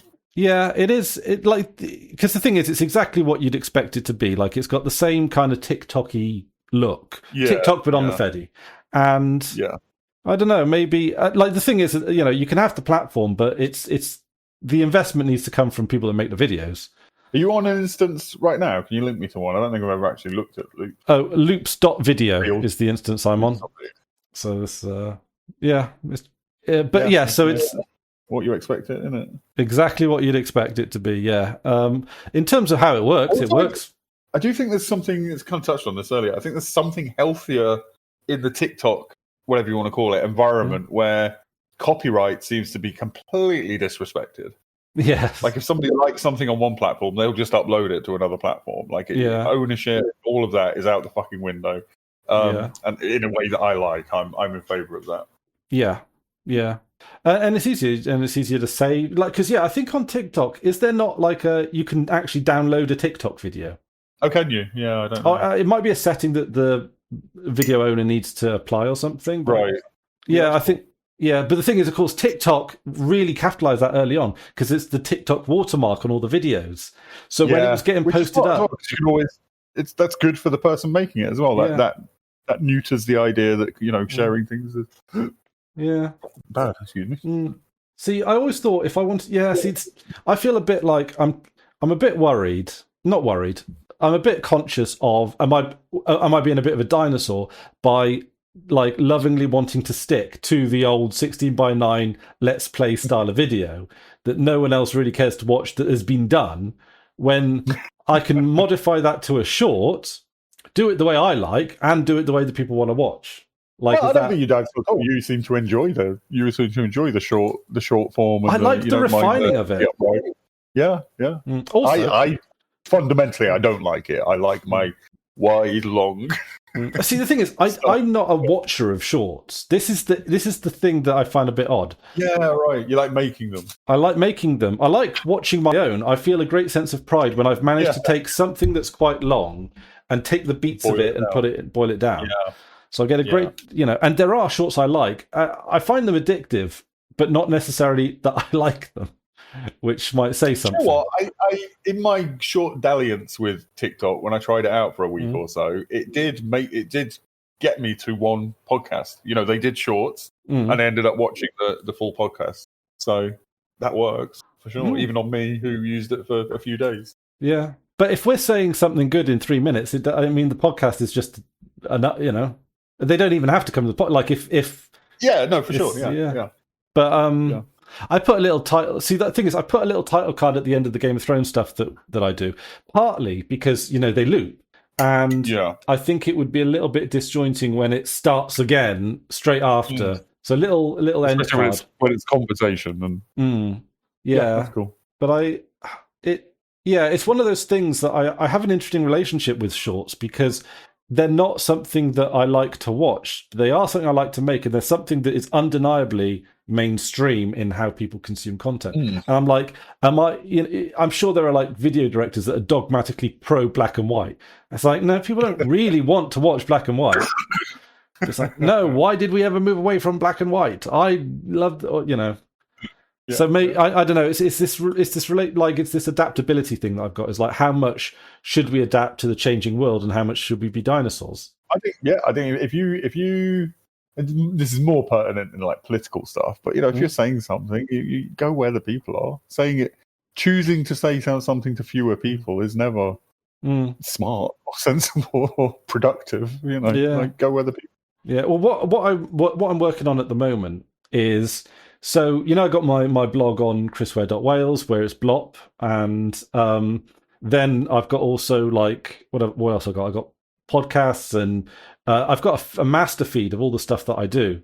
And I'm thinking maybe I should put the master feed of everything I do on the front page and then a blog as the blog behind it in like a subdirectory or something.